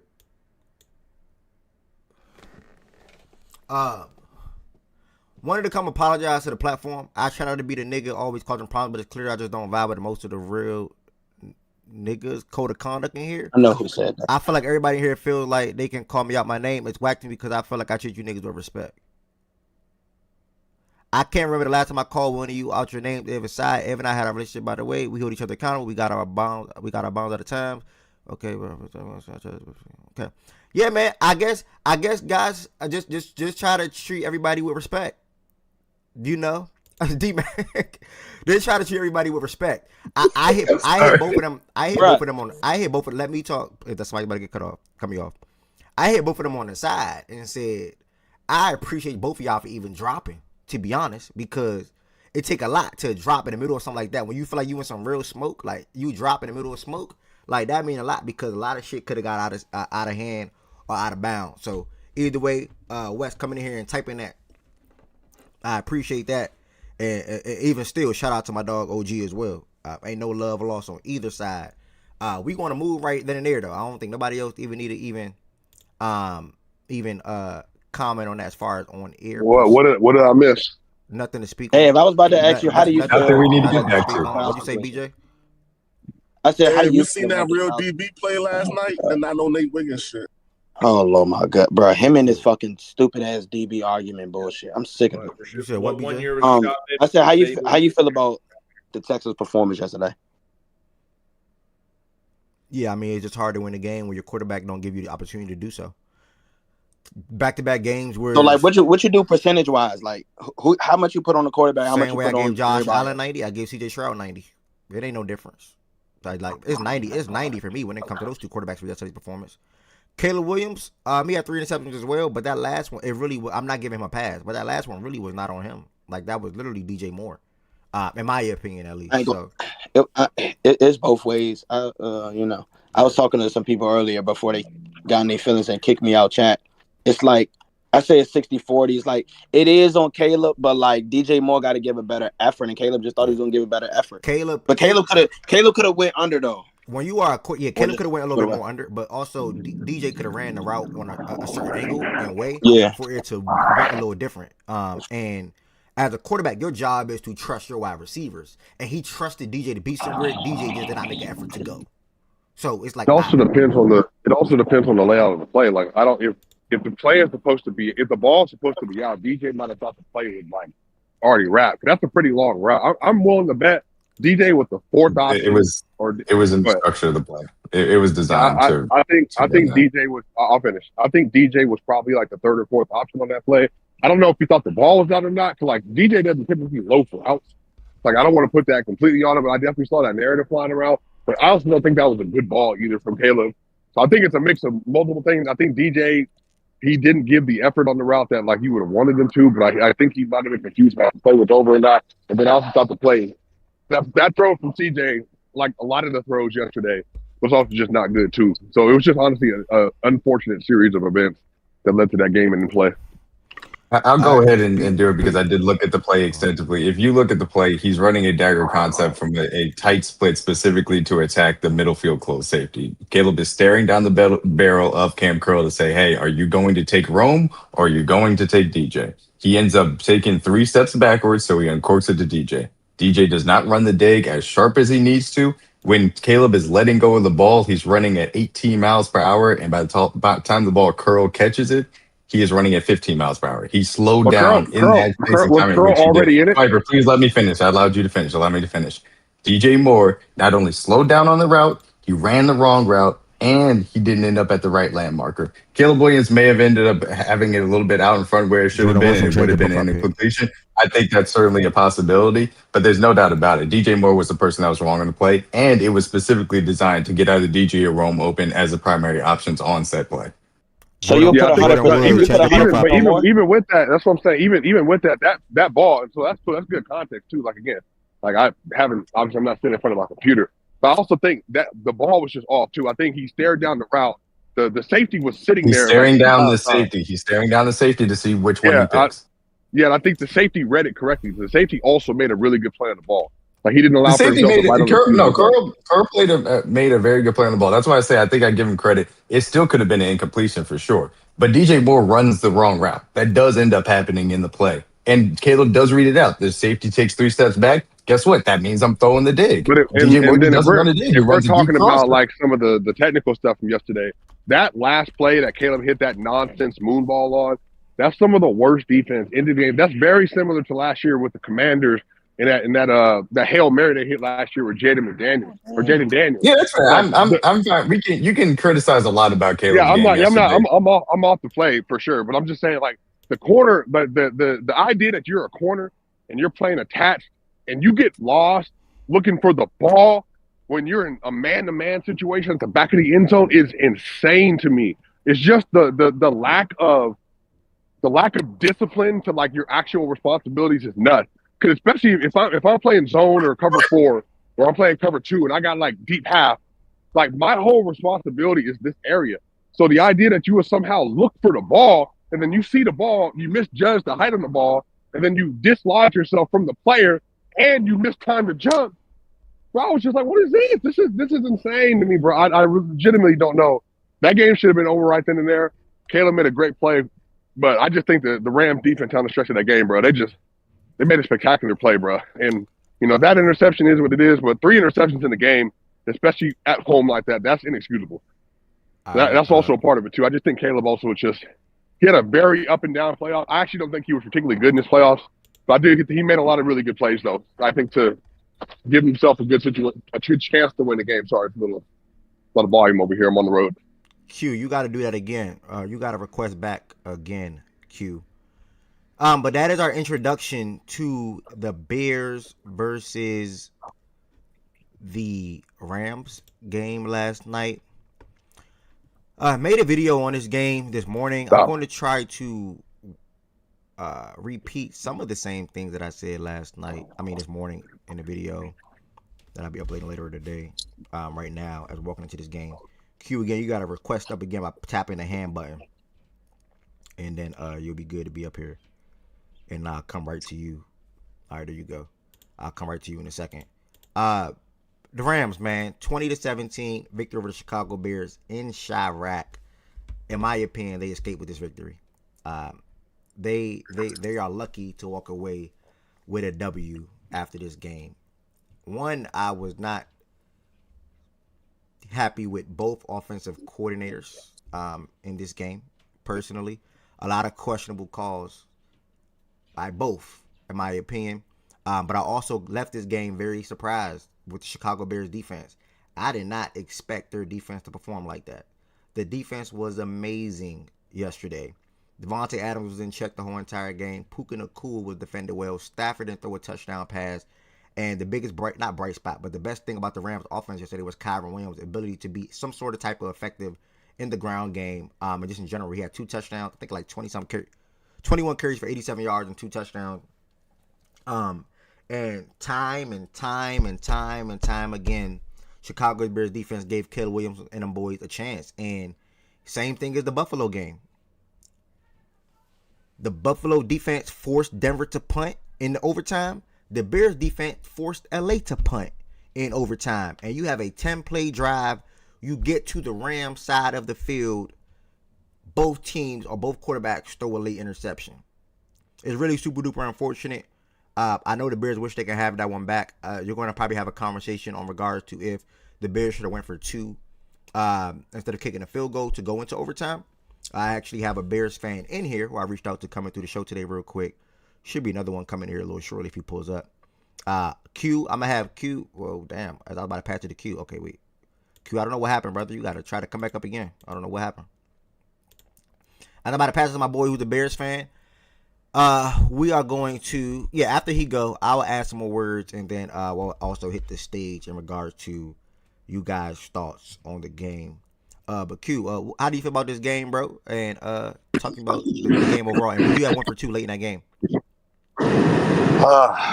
We feel, I don't know, it's such a bittersweet. I just feel like we lost in the trenches. Ben Johnson constantly going for it on 4th down. I get it, Matthew Stafford is a dominant force, but god damn, bro, how many inside zones up the guts are we gonna fucking call and get stopped? DeAndre Swift got to punch it in. The motherfucker gets tackled out the air. Like, we just lost in the fucking red zone. But, so we have 1 for 2. I don't believe so. I don't feel like our play calling was that dominant of a Ben Johnson, if you ask me. with the motion routes and the trick plays. I feel like we went ABC against them and we lost. And personally, I feel like we gotta just use Luther Burden more. That motherfucker can make 3 people miss in one fucking spot. I don't know where that nigga from, but he get out them jams, dog. We gotta put him on a motion. He's from the city of St. Louis, MIZ, baby. St. Louis, he must have ran from the police because that motherfucker got some I'm juice. sure he did. That motherfucker, I swear to God, I ain't never seen no shit like that in a while on Chicago. He makes people miss. Why don't we have him on a motion? Get him the ball in space. We didn't utilize, I feel like, our best weapons. And Caleb, I feel like I heard everybody topics with the whole cover 4. It was a box and the safety drop. At the end of the day, bro, it's 2nd and 8, bro. Just march down the field as we go. You already made a hero pass, and that's just one.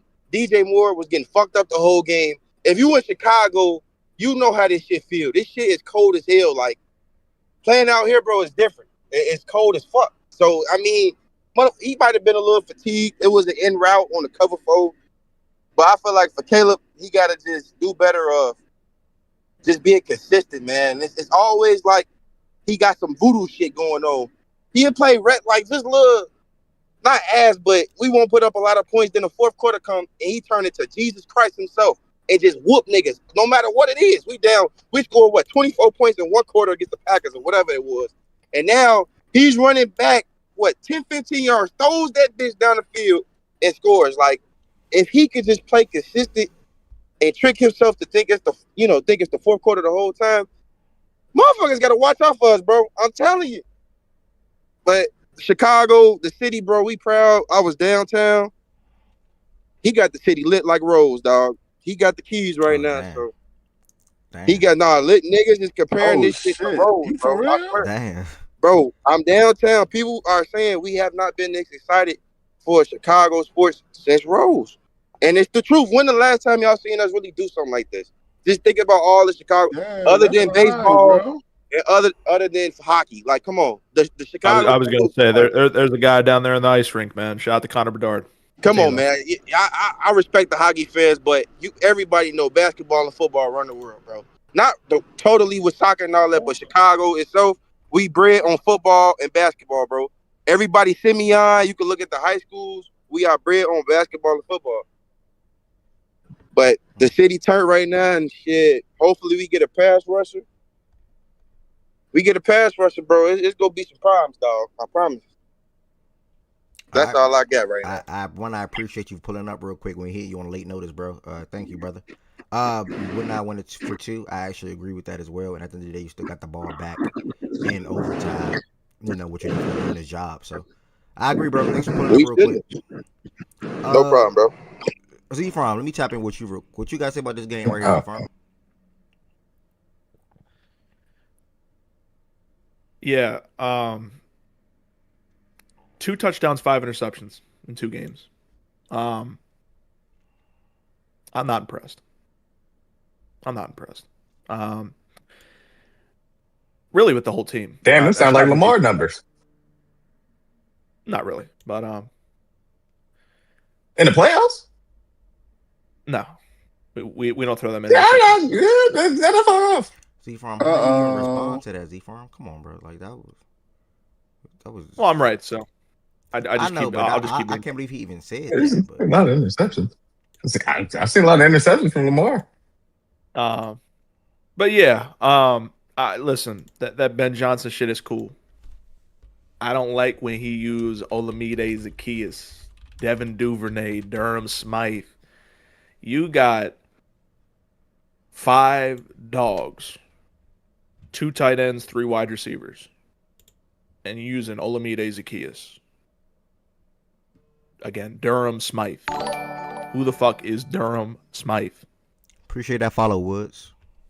I don't like a lot of the shit he does. Again, some of the short shit, that was their problem to me.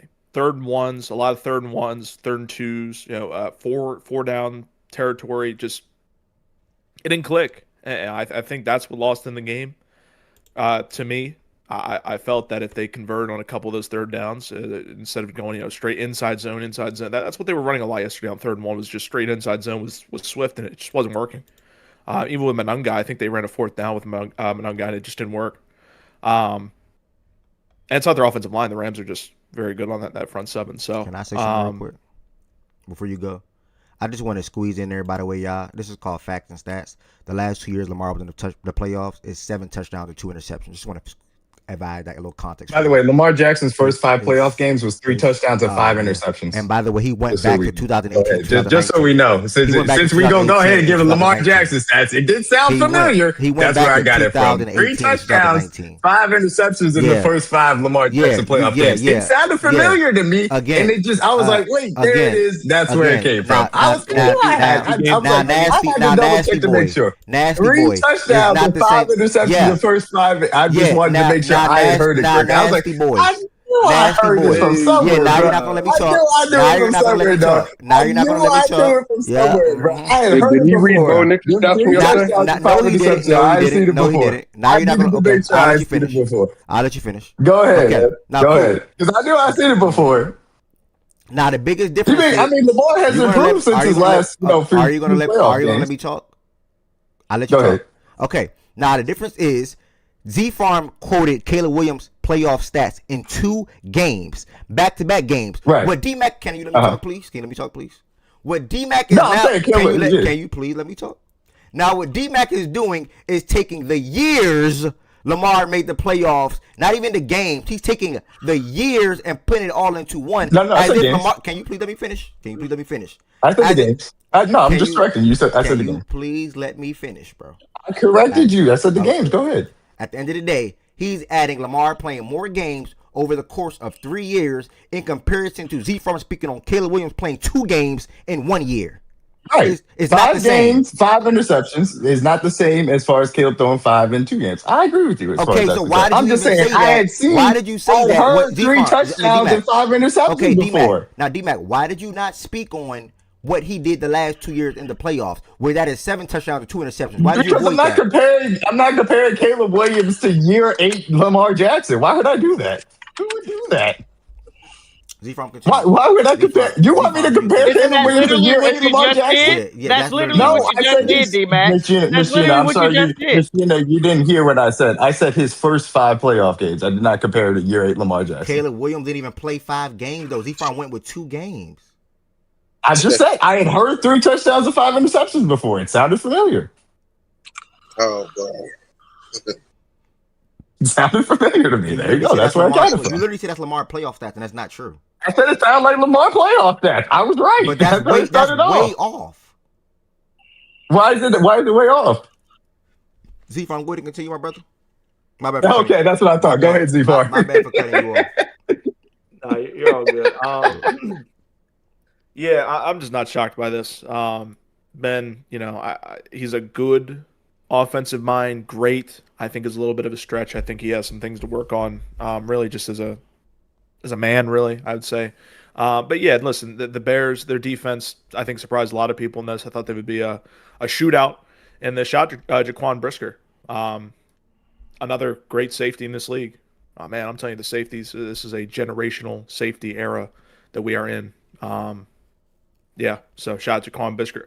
And Cam Curl, my dog from DC, Cam Curl, making those plays last night. Yeah, again, safety era, incredible, led by Kyle Hamilton. So, not surprised. But yeah, Bears got a lot to work on. Next season. I still think they need more. I think they just need experience. I think they got it with this playoff run. So next season, they'll be ready to go. But shout out to Matt Stafford. Now, a lot of people had questions about this team. A lot of people thought they could be one and done. A lot of people thought they could go to the Super Bowl. Well, they're 1 game away. They got to go to Seattle.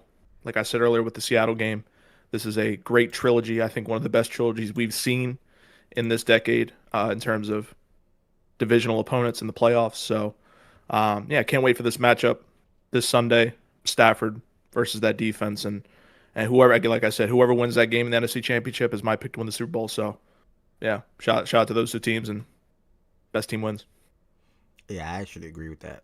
Whoever wins that game, I am betting whoever that they win the Super Bowl. I actually agree. Sheesh. Yeah, okay. No Patriots lovers? Shout out to I mean, them. it's They not go about to the Patriots. yeah. Shout out to them. They going to the bowl in my opinion now at this moment. But nah, I think the Rams or the Seahawks will win, and I wanted to bet on it. They can still win. Yeah. AQ. And two. I agree. Whoever wins the NFC is going to win the championship. Dang, y'all sleeping on them like that? Damn. Somebody got to win. Somebody got to lose, bro. But y'all would have said that. Y'all would have said that if the Broncos were healthy anyway, though. That's nothing new. I probably would have picked the Broncos if they were healthy. They not me. I want to say. Well, I know, but D-Mac been low on the Broncos all year, including going into the Bills game. So I get him. But But to be fair, it's not even about the Broncos. Y'all don't have a quarterback right now. No, I know. That's what I'm saying. But like y'all would have picked him anyway. So I'm saying, like you thought Seattle was the best team, period. Which makes sense. I had the Rams in Seattle. I think the Rams are the most fraudulent team currently in the top four, and I think there's reasons why. But obviously we got into that a little bit. This game was crazy. Seattle will have a chance to prove it next week, and then y'all can earn your way to try and prove it in the Super Bowl. That was. Go ahead. No, I was just that game plan by McVay yesterday, and the way Stafford played, that shit was off. And they really haven't been good for 2 games for the most part. I thought McVay was better last week. Stafford just wasn't as good last week outside of a couple plays, but I don't know what they was on yesterday. It seemed like they went away from what worked early with the short passing game, and they had some rhythm to that first drive. It seemed like they went away from it. Yep. I thought McVay's coach scared in some of those moments. I thought that third down. 100%. Yeah, that third down was scary. I was thinking about y'all. Like, what was y'all? I wonder what y'all was saying in Discord. I cannot believe that. I never seen a team do that before, like ever. Bro, 3rd and 10. I was saying that third and 10. I never seen it before. The timeout, Bob. You talking about where he took the time or he ran the ball? When he ran the ball, yeah. The timeout by Ben Johnson was god awful, and that's something I've been talking about with him this year. His clock management ain't the best. But then McVay followed up with a even worse, if not just as bad, call about running the ball. He just coaching scared, bro. I don't know the way to say it. He just didn't want to turn the ball over in territory. That's the only thing I can think of.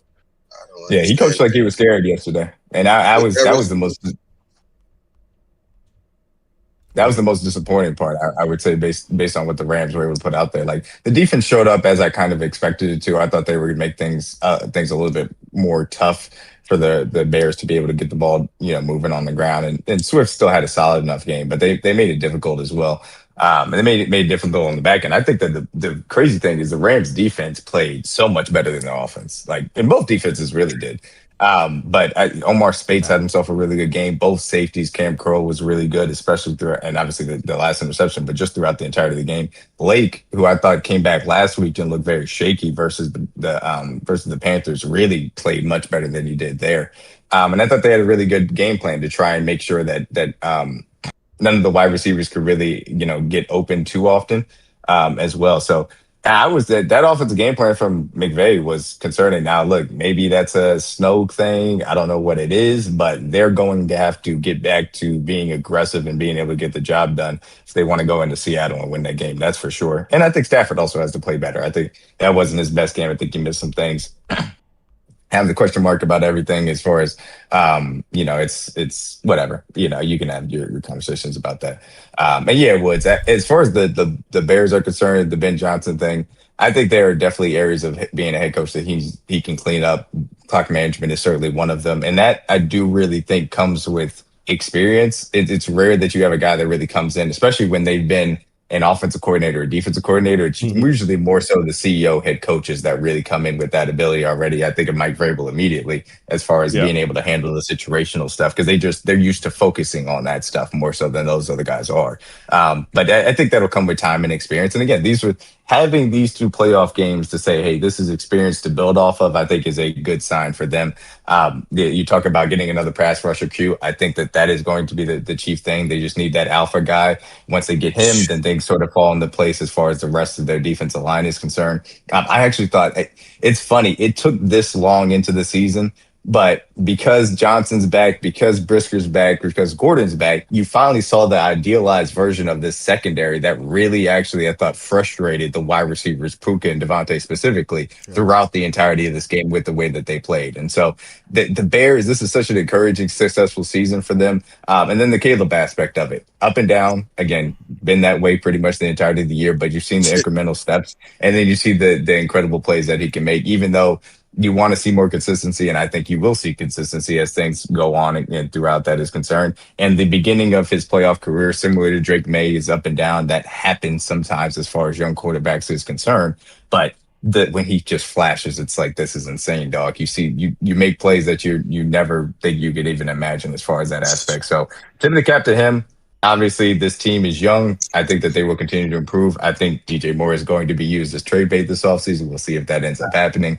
And Chicago Bears are moving in the right direction. Rams, you got to get a better Stafford and McVay day if they want to move on. But saw some encouraging things from the defensive side.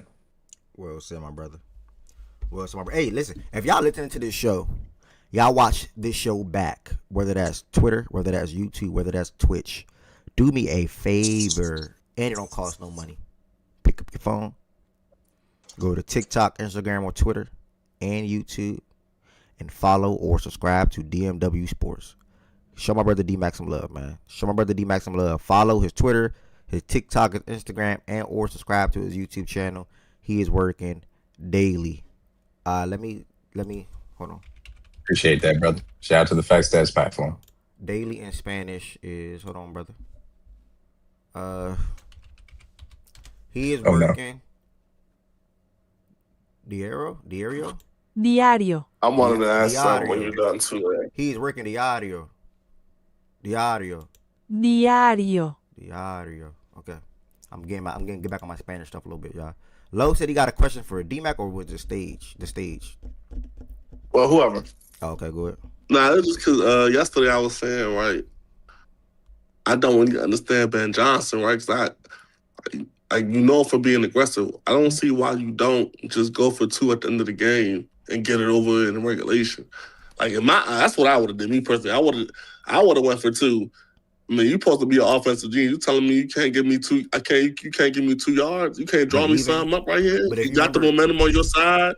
If you remember late in that game, he drew up something to go to somebody, and a Rams linebacker made a great play to stop that. Who was that, y'all? What point in that game was that? It was States. It was States. It wasn't favorable. I might have been taking a different one. It wasn't the game to go for 2. If you seen the trenches in the red zone, we got stopped every time. So I think his confidence was just low. That terrible. That's what he said after the game. Not to mention the defense was playing so well. We don't get 4 and outs. We get interceptions, but we don't a lot of times force people to go 4 and out. So the fact that our defense was playing that well, exactly, send it to overtime. If they score, we got to come right back. Caleb coming off of that, just send it to overtime. Now, low. That's what I was going to say. He did. I was gonna say he made the right call because they went to overtime, they got the stop, and the offense had the ball and opportunity, and obviously they didn't convert, and obviously we talked about that play too. But like that was in theory the right call given the time and situation of the game. The short yardage stuff failed. That DeAndre Swift sweep where he ends up trying to hurdle a guy at the goal line, that happens because Roma Dunze misses a block earlier into the end zone. If he makes that block, then it's a walk-in touchdown. So I don't think he was particularly comfortable with a lot of the red zone stuff, and he trusted his defense, and his defense did end up proving it right.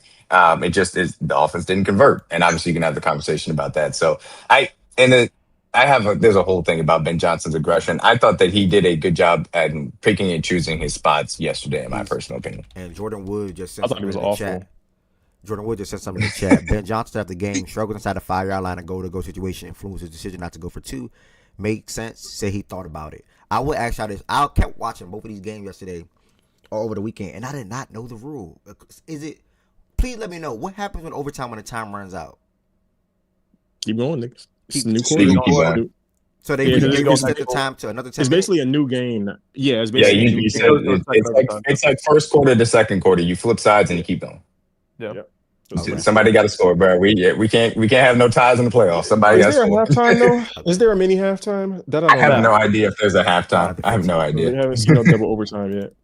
Yeah, I don't know if they're gonna have Yeah, to. that When kept. when we went to I the knew it wasn't a tie, but I'm like, okay, what do they do? Like, I couldn't remember. Like, is it like if you score, you got to go for 2 or whatever it was? So, all right. Yeah, we Either way, went thank to you. double OT in Denver 10 years ago and beat them. Yeah, there's no halftime or just keep playing, you keep fighting. Okay. Some teams win, some teams lose. Now I do think if they would have scored in overtime, like say the Rams scored and the Bears scored, I think they would have went for 2 there though. I think they would have Yeah. went for 2 there. Sure. Yeah, I think they would have did that Yeah.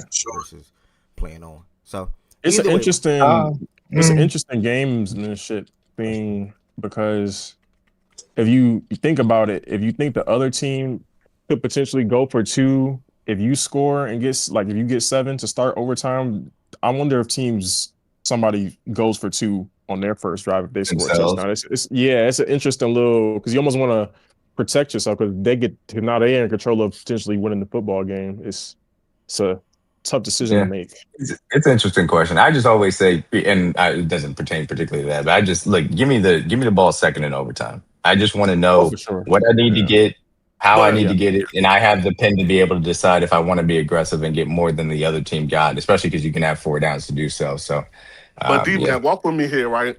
So you yeah, basically saying you wanted to go to overtime for your defense to go get you a stop, and now for you to march the ball down the field. so Lo, you agree with this then? Charlie Kohler, Ravens tight end. Maybe I'm way off, but I fundamentally don't understand why you don't take the ball first in overtime. The advantage of getting the ball if a third possession happens seems so much more important than knowing what you need to get on the second possession. You agree with that? yeah. That's I the ain't gonna kind lie, of I wasn't even argument. thinking about that, bro. I was even finna go. Oh, you about to go somewhere? Okay. Bro, I'm against overtime completely. I'm gonna be honest. Why? What you mean? Like, As a concept, just fuck no. overtime. I'm talking about against them going overtime. No, but I'm talking about Okay, like you. So, but I'm talking D-Max there, right? So you defense, you go get the ball. But all that, like you could have ended it 2 yards away from like you. I feel like Oh yeah, for you to go play defense. Okay, now march the ball down the field 60 yards. You could have ended it 2 yards away. Like, I mean, if your answer is just But that you they just don't, didn't all you just game. didn't trust the red zone offense, and I understand that. Cool, fuck it. Lo, you're saying they yeah. needed 2 yards, they There are couldn't even many. get 1 yard at times. There are many times, Lo, that I'm more aggressive than you would say the average coach or most people are as far as going for 2 and ending a game when you have the opportunity as far as that is concerned. This game, because of how well the Bears defense was playing, how out of sorts the Rams offense looked, and the fact that their goal line offense wasn't humming the way that I thought that it should have, and they were kind of missing some attention to details, which I'm sure Ben Johnson was fucking frustrated with. That's why I'm okay with not going for 2 in that standpoint. But I agree with you. In a lot of circumstances, I'd rather have my offense have the pen in their hand and be able to determine if I win that game or not. That and there's just having momentum, I think, was just a major factor. I mean, if they got the ball first, Caleb's hot. He was rocking. He made that incredible pass. But if the Rams got the ball, which they did, and they got stopped, the crowd was into it. I think that like Ben Johnson said, the one thing that they couldn't do, get 1-2 yards when they needed it. And I felt if they went for 2, absolutely. I think it would have went the wrong way. And I think we would have been talking about that. And we would have been like, well, they sucked all game. Well, why did they do it to win the game? So I think it was the right decision. But like I've said, like D-Max said, experience matters. And they got that with this 2 games. So next year, there's no excuses. What do y'all think was? And Woods is right. It's got to be case by case. You got to have flexibility in these decisions. You got to be able to read the game. That's what makes you a real coach. It's not just always going by the numbers or always go conservatively. You got to be able to pick and choose your spots according to what's happening in the game. What do y'all think DeAndre Swift would jump thinking when he just decided to try to jump? Oh, I thought he was going to try to just cut in. This motherfucker crazy. Same thing Christian Watson thought. I was just happy. Yeah, that's a good point, Christian. Just happy for their sake. I wish I want to lose. That is crazy. I was happy that he didn't extend the ball because I don't know what he was thinking. Yeah, he jumped, but didn't. Like, bro, I don't know. The DB's not supposed to be there. Rome's got to get that block. He whiffed on it. Bro, Man, that game hurt so bad. I love the NFL, man. You just cannot have that type of play and lose. That you got to win that game after that. That was the craziest. That's what hurt me the most. I'm like, I could have just dealt with losing, bro. But you do something like that, that's a Jordan type moment, bro. You don't see that shit all the time. You gotta just win it. I mean, but talk about that. I mean, again, Caleb Williams make that pass, but just the Throws a pick. Just can't drive down the field to get 3. Caleb Williams for you, just does what he do. But that Caleb Williams throw was insane. I mean, with It's crazy. I Byron don't and understand Jared it. coming down your throat. Pause. Excuse me. Byron and Jared. Whoa! Oh, whoa, my bad. Y'all, hold on. Brother. Nah, that was bonkers. Wait, my though. bad. That was Brother. Why, Byron and bro? Jared immediately in the backfield. There we go. Byron and Jared and whoever else immediately in the backfield. My bad. Oof. Okay. Anyway, yeah. I mean, to deliver that throw, that was amazing. I don't know what Kobe Durant. By the way, nobody said it. Kobe Durant had a hell of a game yesterday. Kobe Durant. That was another one of the Rams DB. I mean, that Rams defense played very, very well, especially coming off the Panthers game, which I thought they were up and down. But Durant definitely had himself a good game. He had a hell of a game. It'll be I'm sorry. The Seattle weapons, because JSN obviously is good for his size. Cup is more stout than anything. Shaheed is more slider build. The one thing that I thought the Bears could take advantage of was kind of their size with the weapons, Loveland, Moore, Doomsday, even Burden. I think a lot of people think of him as a gadget guy, but he's actually very stoutly built. Now, I'm going to be interested to see how the Seattle Seahawks weapons can try and take advantage of the Rams kind of smaller DBs, because I thought that the Rams DBs really showed up very well in a way that I didn't know if they could versus the Bears weapons. I wish they had Torrey Horton for this matchup. We got exposed in the run game, man. That's all they did. We couldn't run the football, bro. We couldn't do it. Nah, but the future is bright in Chicago, and like you said, Q, more consistency, pass rusher. The defense showed some things in yesterday's game. Like you said, Luther, Burden, and Rome got to be more utilized in the offense next year. And I do agree with D-Mac. DJ Moore will be a trade piece this offseason. And your tight end position is shored up for the next for a while. Longest coach in Loveland. I feel like we got the best one. He's a dog. I feel like we got the best one. Yeah, hey, listen, y'all know where DJ Moore went to college? Come back home.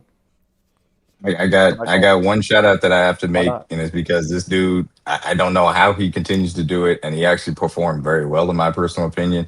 Shout out to Joe Tooney moving out the left tackle again, and it's a shame that he keeps having to ask to do so because it's not his fault. But I thought he actually played pretty well, all things considered, and shout out to him for doing it once again. Yeah. All right, shout out my brother and everybody. Appreciate that. Again, shout out to the Rams and the Bears. We're going to be diving into our AFC and NFC championship predictions this weekend. I will circle the swiper to go to the top of the slate in a second. But AFC and NFC championship games this weekend, we're going to give our predictions on that probably Thursday, if I had to say an exact date. What else? That's it. But speaking on predictions, never mind. I'll pass to the swiper first. Swiper, Broncos. Your Broncos advanced. Got the win 33-30. I obviously text you some bad news, which I did not think you knew at the time when I text you. But man, I mean, just how are you feeling even heading into that game? Don't say too much about the game itself, but how are you feeling heading into that game without Bo? Do you think you guys can still get it done? And then also just chime in on this game from yesterday or whatever day that was, Saturday, your team played. Swiper, if you active. If not, we'll move. I'm going to assume Swiper is not active, guys. So I'm then going to take it to another game that is today. There will be a watch party for this game in about 4.5 hours. This is the national championship. I'm excited. I wish Georgia was here, but I'm excited for what it can mean to Indiana. And then y'all know I got ties somewhere down south. Y'all know I got ties down there in Florida and Miami. So it'll be nice for Miami to come out with a win. My personal pick, though, and I will ask the stage, my personal pick is Indiana being national champions tonight. I think that they are a very well-balanced team. I think both teams are balanced. Miami has Fletcher out the backfield, Tony and Moore on the outside. And I think Indiana has a good running back as well with a better quarterback and then also a good defense. So I think both teams obviously have a good defense. I will lean Miami for the better defense. Did I say more? I said Tony. I said more. I didn't mean to say more. If I said more, I didn't mean to say more. Fletcher, running back. Oh, Moore. Yeah, the other guys. Tony, not the other wide receiver. Come on, right? But obviously, he's the most impactful one, I would say, or the best one, I would say. But I'm going Indiana to win this game. Overall, I think they're a very well balanced team. They're going to complete an undefeated season, go 16-0. Mendoza was the Heisman quarterback, and I also think that he's going to end it off being a national champion. While he's also going to head to the NFL and be the number one pick in the draft, going to the Oakland Raiders. So. I got Indiana winning this game. They had a really good season. I was surprised Miami made it to this point. There was a lot of arguments if should they deserve to be a playoff team, should they deserve to be in. They got in, and look how far they made it. So just hats off to them. Carson Beck, you cannot. The thing that's said about Sam Darnold in big games, that's also said sometimes about Carson Beck, and Carson Beck cannot revert back to that. And where the lights are the brightest, not lights are bright. The lights are the brightest. It's the brightest it's ever going to be. For Carson Beck. These are some of these players in this game only chance to play in a national championship. Especially if you are a junior and or a senior going to the league after this. Ruben Bain, for an example, and many more. Like, this is their only chance to play in a national championship. That's the equivalent to winning an NBA Finals or winning a Super Bowl in some ways, I would say. So it's going to be a really damn good game. They're going to need Carson Beck to be really good in this game. They're going to need Tony to have an impact, whether that's off the kick return, special teams, or even out of the backfield with screen passes or end arounds, or even down the field where he can make plays. He's sort of kind of a do-it-all wide receiver for them. Even coming in at 5'9", I think he is like 5'9", 5'8". He's small. Fletcher, you're going to need to go around and pound out the backfield and not fumble the ball. Hold on to the ball. I think he fumbled in A&M game, I want to say it was. Not fumble the ball. Hold on to the ball. And as far as the Indiana side of things, I don't know all the wide receivers. I know Cooper. Cooper is good. He's the best one. I don't know the other guy names, but they have like 2 or 3 other wide receivers they can bank on the outside and him be out the backfield with Mendoza. And I think they have a good tight end as well. So, and on top of that, they're not weak. They're not no slouches on the defensive side. This game is played in Miami, Hard Rock Stadium. So the U have the edge in that aspect. But again, I'm still going Indiana to pull out the win. I'm going to enjoy the hell out of this game. 7:30 p.m. Eastern Time. Make sure y'all pull up to the Fact and Stats Discord to watch that game. And or pull up to my TikTok. My TikTok was jumping yesterday. Bro, I had random people come on the stage and like freestyle and sing yesterday. It was crazy. I can't wait to clip that. I gave away $25 for them to do that. But D-Mac at the top. I'll go off my screen order. Miami, Indiana, who do you have winning and why? Indiana's been the best team in the nation the entirety of the season. They are the most physical team. They have the best quarterback. They've got 2 really good wide receivers. They have a dominant run game. Their defense beats the shit out of whoever they come up against. I think Indiana wins. I think they do it handily. I really like Miami. Obviously, I like their defensive line. They've got Tony. They got Fletcher. Beck, I thought, played a very impressive game in what feels like forever ago in the semifinals. But I think Indiana's just the dominant team, and I think they're going to complete what will be a miracle season and one of the more impressive, college football seasons in recent memory. All right, appreciate that, my brother. Z Farm, Miami, Indiana, why? Very personal ties in this game. Shout out to my dog Roman Hemby, who went to the John Carroll High School, Edgewood, Maryland. My guy. Yeah, I'm picking Indiana as well. 15-0. You want to talk about the weapons? Cooper, you said Elijah Sarrett. He's just been as good as Cooper this season. 15 touchdowns. I think he leads the team in touchdowns with 15. Charlie Becker, E.J. Williams Jr. Becker just dunking on folks, bro. Yeah, like that wide receiver room, a lot of seniors, a lot of good talent. Becker's a sophomore, but a lot of good talent on the Indiana side of the ball. Sarrett, I think he'll be fighting for a first-round name coming up. I think he's within the top 40 of my draft picks this season, draft prospects. So they got a lot of good talent. Pons on the side, defensive side of the ball. Karma, their edge rusher. I love what he brings to the table. Miami, though, shout out to them. They got a great defensive line, but it's not going to be enough. I got Indiana. I think the spread's 7.5. I'd take the 7. 7.5 is a little too risky, but I think that's 7. Fernando Mendoza, he's ice. True ice, man. So can't wait to see what he does and solidify himself as a future Raider after tonight. So can't wait to see what he does. Appreciate that, my brother. Yeah, future Raider he is. They would then be rolling out of a core. They would have a core foundation of guys on the offensive side of Mendoza, Ashton Genty, and Brock Bowers. I'm hoping that they can build something. And I am really meaning this. I really mean this, by the way, y'all. I'm hoping they can build something special in Vegas.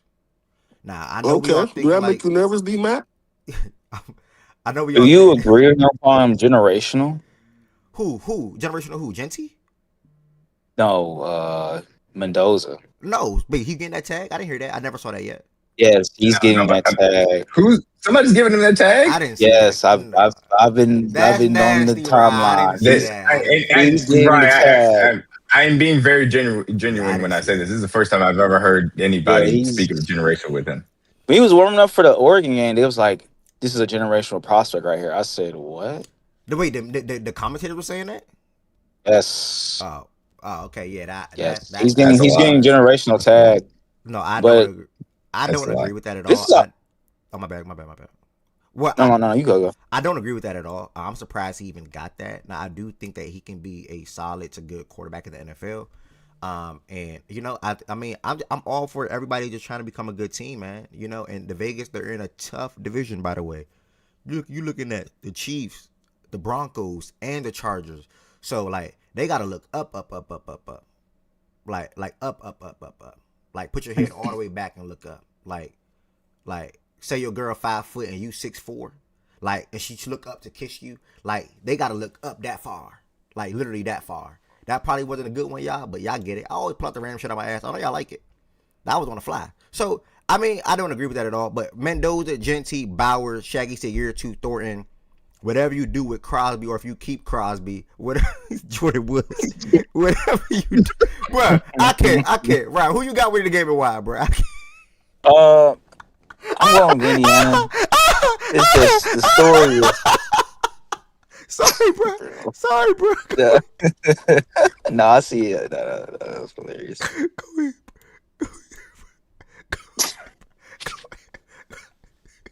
Bro. But overall, though, this is a homecoming for Mendoza himself. Facts. Miami wanted to offer him, but they chose Beck over him, and he wanted to come home. So he gets a chance to show them why they chose wrong. Overall, though, you guys are talking about Stewart. I think Cooper and Becker are way better than Stewart. Like Stewart's just back shoulders mostly. That's how he scores. He doesn't have really good separation at all. Cooper and Becker are way better. And just being a wide receiver in general. But the defense, that DC for them is just amazing. He disguises coverage as well. The defense is very much disciplined. The big thing about SIG is they pride themselves on being disciplined. Miami isn't disciplined at all. You can see with the false starts, the penalties, and everything. So if Miami somehow manages to play with some type of structure today, act like they have sense, they might have a chance, but it's too good of a story for Indiana though. Just this is year 2 under Sig. Brought all these guys from James Madison over, and Indiana used to be a laughing stock in the Big Ten. Like guys used to put up 90, 60, and 100 points and 40 points on Indiana. Indiana used to be a tune-up game.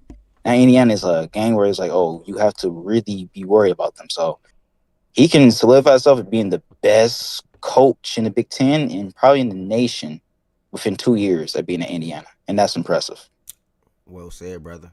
Shout out to Ride Dog. Ryan, did you say these guys from JMU? I heard it was a safety hazard for guys from JMU to play on the same field as Power 4 schools, man.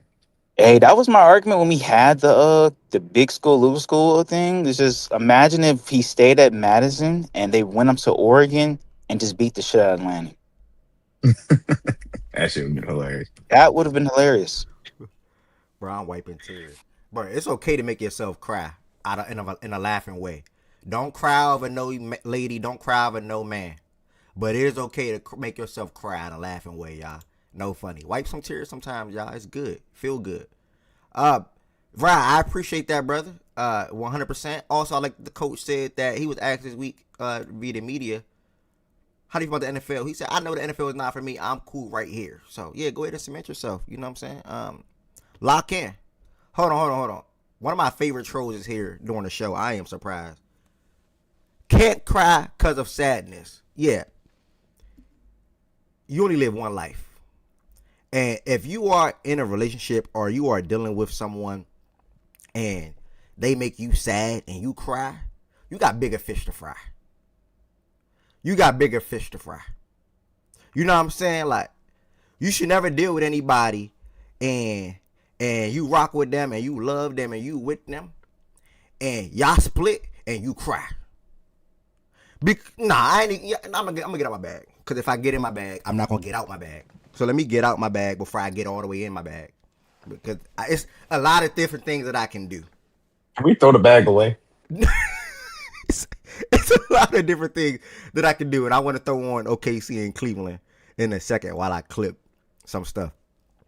And I'm gonna move to watch parties. But whew, dog, that 5'6" 4" was a good one. That's probably my favorite one. Lo, you got to pick Miami, Indiana tonight. All right, Lo is not active. Jordan Woods, to close this out. Miami, Indiana. Who you got and why? I got Indiana. I think it'll be a close game. 27-20. I think the spread is 7.5, or at least it was yesterday. So I think it's a slight cover by Miami. I think their front will keep them in the game, but I think it's just too much firepower, too much balance, and they're too buttoned up detail-wise on both sides of the ball. They don't make many mistakes, at least in crucial parts of the game. They started to let up sometimes when it's, score gets out of hand, but when the game is in the balance, they don't really make too many game plan mistakes, penalties. They don't do no stupid shit. And I think that when a team is playing that well on both sides of the ball, you would hope that they would give you one or two, or at least put the ball in harm's way. And this is a quarterback. Not only is he the, probably best quarterback we've seen in a minute coming out of college, he doesn't put the ball in harm's way a lot of times during the course of the game in these playoffs that we've seen so far. So I got Indiana 27-20. I don't think it's going to be a blowout or nothing. I knew they would beat the shit out of Oregon, but this is not Oregon. They're playing real men. So, well said, brother. I appreciate that. Y'all, please don't shoot me. This is the World Cup year, right? Yes. Ooh. Yes, sir. Winter Olympics year, World Cup year, WBC. Oh my god. But we was lit in here 2020. We was lit in spaces watching soccer. I would what never. Year is that? 2022. Man, we was lit. It's crazy because I was here watching that in here, and it don't feel like that was. It felt like I had been here for like a year or so. That was like my first couple months in here. Yeah, I think it was. It was me, Shaggy, we was in here, but it was crazy. Mazak, we were crazy watching those games and spaces, bro. Like, that was peak facts and stats. Man, 2022, 2023, what a start to the platform. Also, I want to speak on the growth of the platform. College football talked about way more. College basketball, way more. Even baseball, a tad bit. Still a work in progress. Slowly but surely. NFL. Okay, Yemi. Appreciate that. NFL. Talk about the lap that NFL did. Like, the NFL literally did this to the NBA. Like, NFL literally ran around the NBA now. The facts are the facts. Like, I mean, I'm just being real. And then we still got the NBA being the NBA. You can never go wrong with the NBA. The NBA about to take off in a minute now, y'all, because I'm back locked and loaded. Super Bowl almost over with and things like that, and we got a lot of teams to discuss. And even talk about, never mind. I ain't expect you to say a W to me then too. F you too. I'm thinking you finally giving me some credit and some praise. But all right. But yeah, anyways, shout out to the WNBA as well. The WNBA, I forgot to mention that. Big growth inside of the Fact and Stats platform. Thanks to the biggest. And we don't even got to say her name. Shout out to the Aces. Shout out to Liberty, the last two champions. And you know what I'm saying? WNBA lapping that shit next. I don't know if WNBA going to lap NBA, but I do know NFL lapped it. I do think college basketball can fully lap it, but that may or may not happen. But y'all, on a serious note, bottom of my heart, thank y'all for all the support, man. This was an amazing show today, bruh. 2026 is starting off amazing. I'm feeling good. I'm feeling blessed. The game will be live streamed in Discord in 4 hours with the Miami and Indiana. And what I'm about to do now, it's a comment right there. I don't even be clicking the Discord. I feel like everybody just be trolling there 24/7. Hold on, before I end, let me read some comments. Hold on. It's a comment right there, but I'll let you make it. Wasn't cool. Got jumped today. I'm a nut. NCAA, nah, that's over for me personally. Please leave baseball alone. Tennis on the way. I don't know about that. Respect the Winter Olympics. Carson Beck got a chance to win another natty. Efficient show. Big Australian Open. Let's go, baby. Yeah, let that shit happen, but he's still I my don't know dog. about real sports, bro. Mazak, I got your real phone number. We can first. Oh, that's what I meant to address. That cornball, by the way. I saw a corny message. 321. Told guys the SEC dirt at Seibel. Nobody wanted to listen. Yo, Miles, stop playing both. This is my last time speaking to you about this conversation. Stop playing both sides of the fence with that convo. Because when your favorite safety, when your best player came out and said the SEC is better than the Big Ten, we literally said this to you, Miles, and you literally said out your mouth, well, yeah, I wasn't saying this, that. Do you think it's better or not, bro? Like, stop playing both sides of the fence. Do you think the SEC is better than the Big Ten? Point blank, period. Because Caleb Downs do, and he said everything that me, Shaggy, Dame, and more was listening to you, Miles. Like, what do you mean, SEC dirt?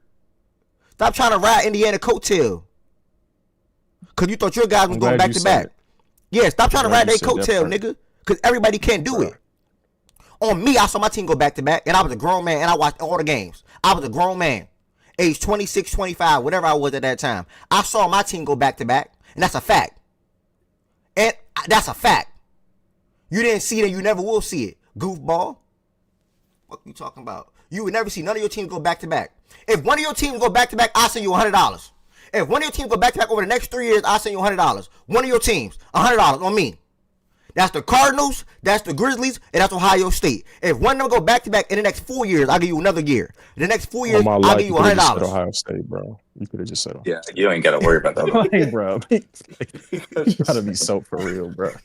Hey, Woods, we got Fritz tonight. We got Ben Shelton tonight, man. Come on, bro. We locked, bro. Real sport. And Shaggy said you wouldn't even hire Good night in Indiana. tennis. And that's a fact. But I'm gonna wrap it right here, y'all. I'm gonna see a lot of y'all in open talk / the watch party for the NBA games leading up to college football. Again, thank y'all for all the support for Fact and Stats. I'm gonna open up the I'm not gonna do the one where you gotta join this. You gotta request to join up.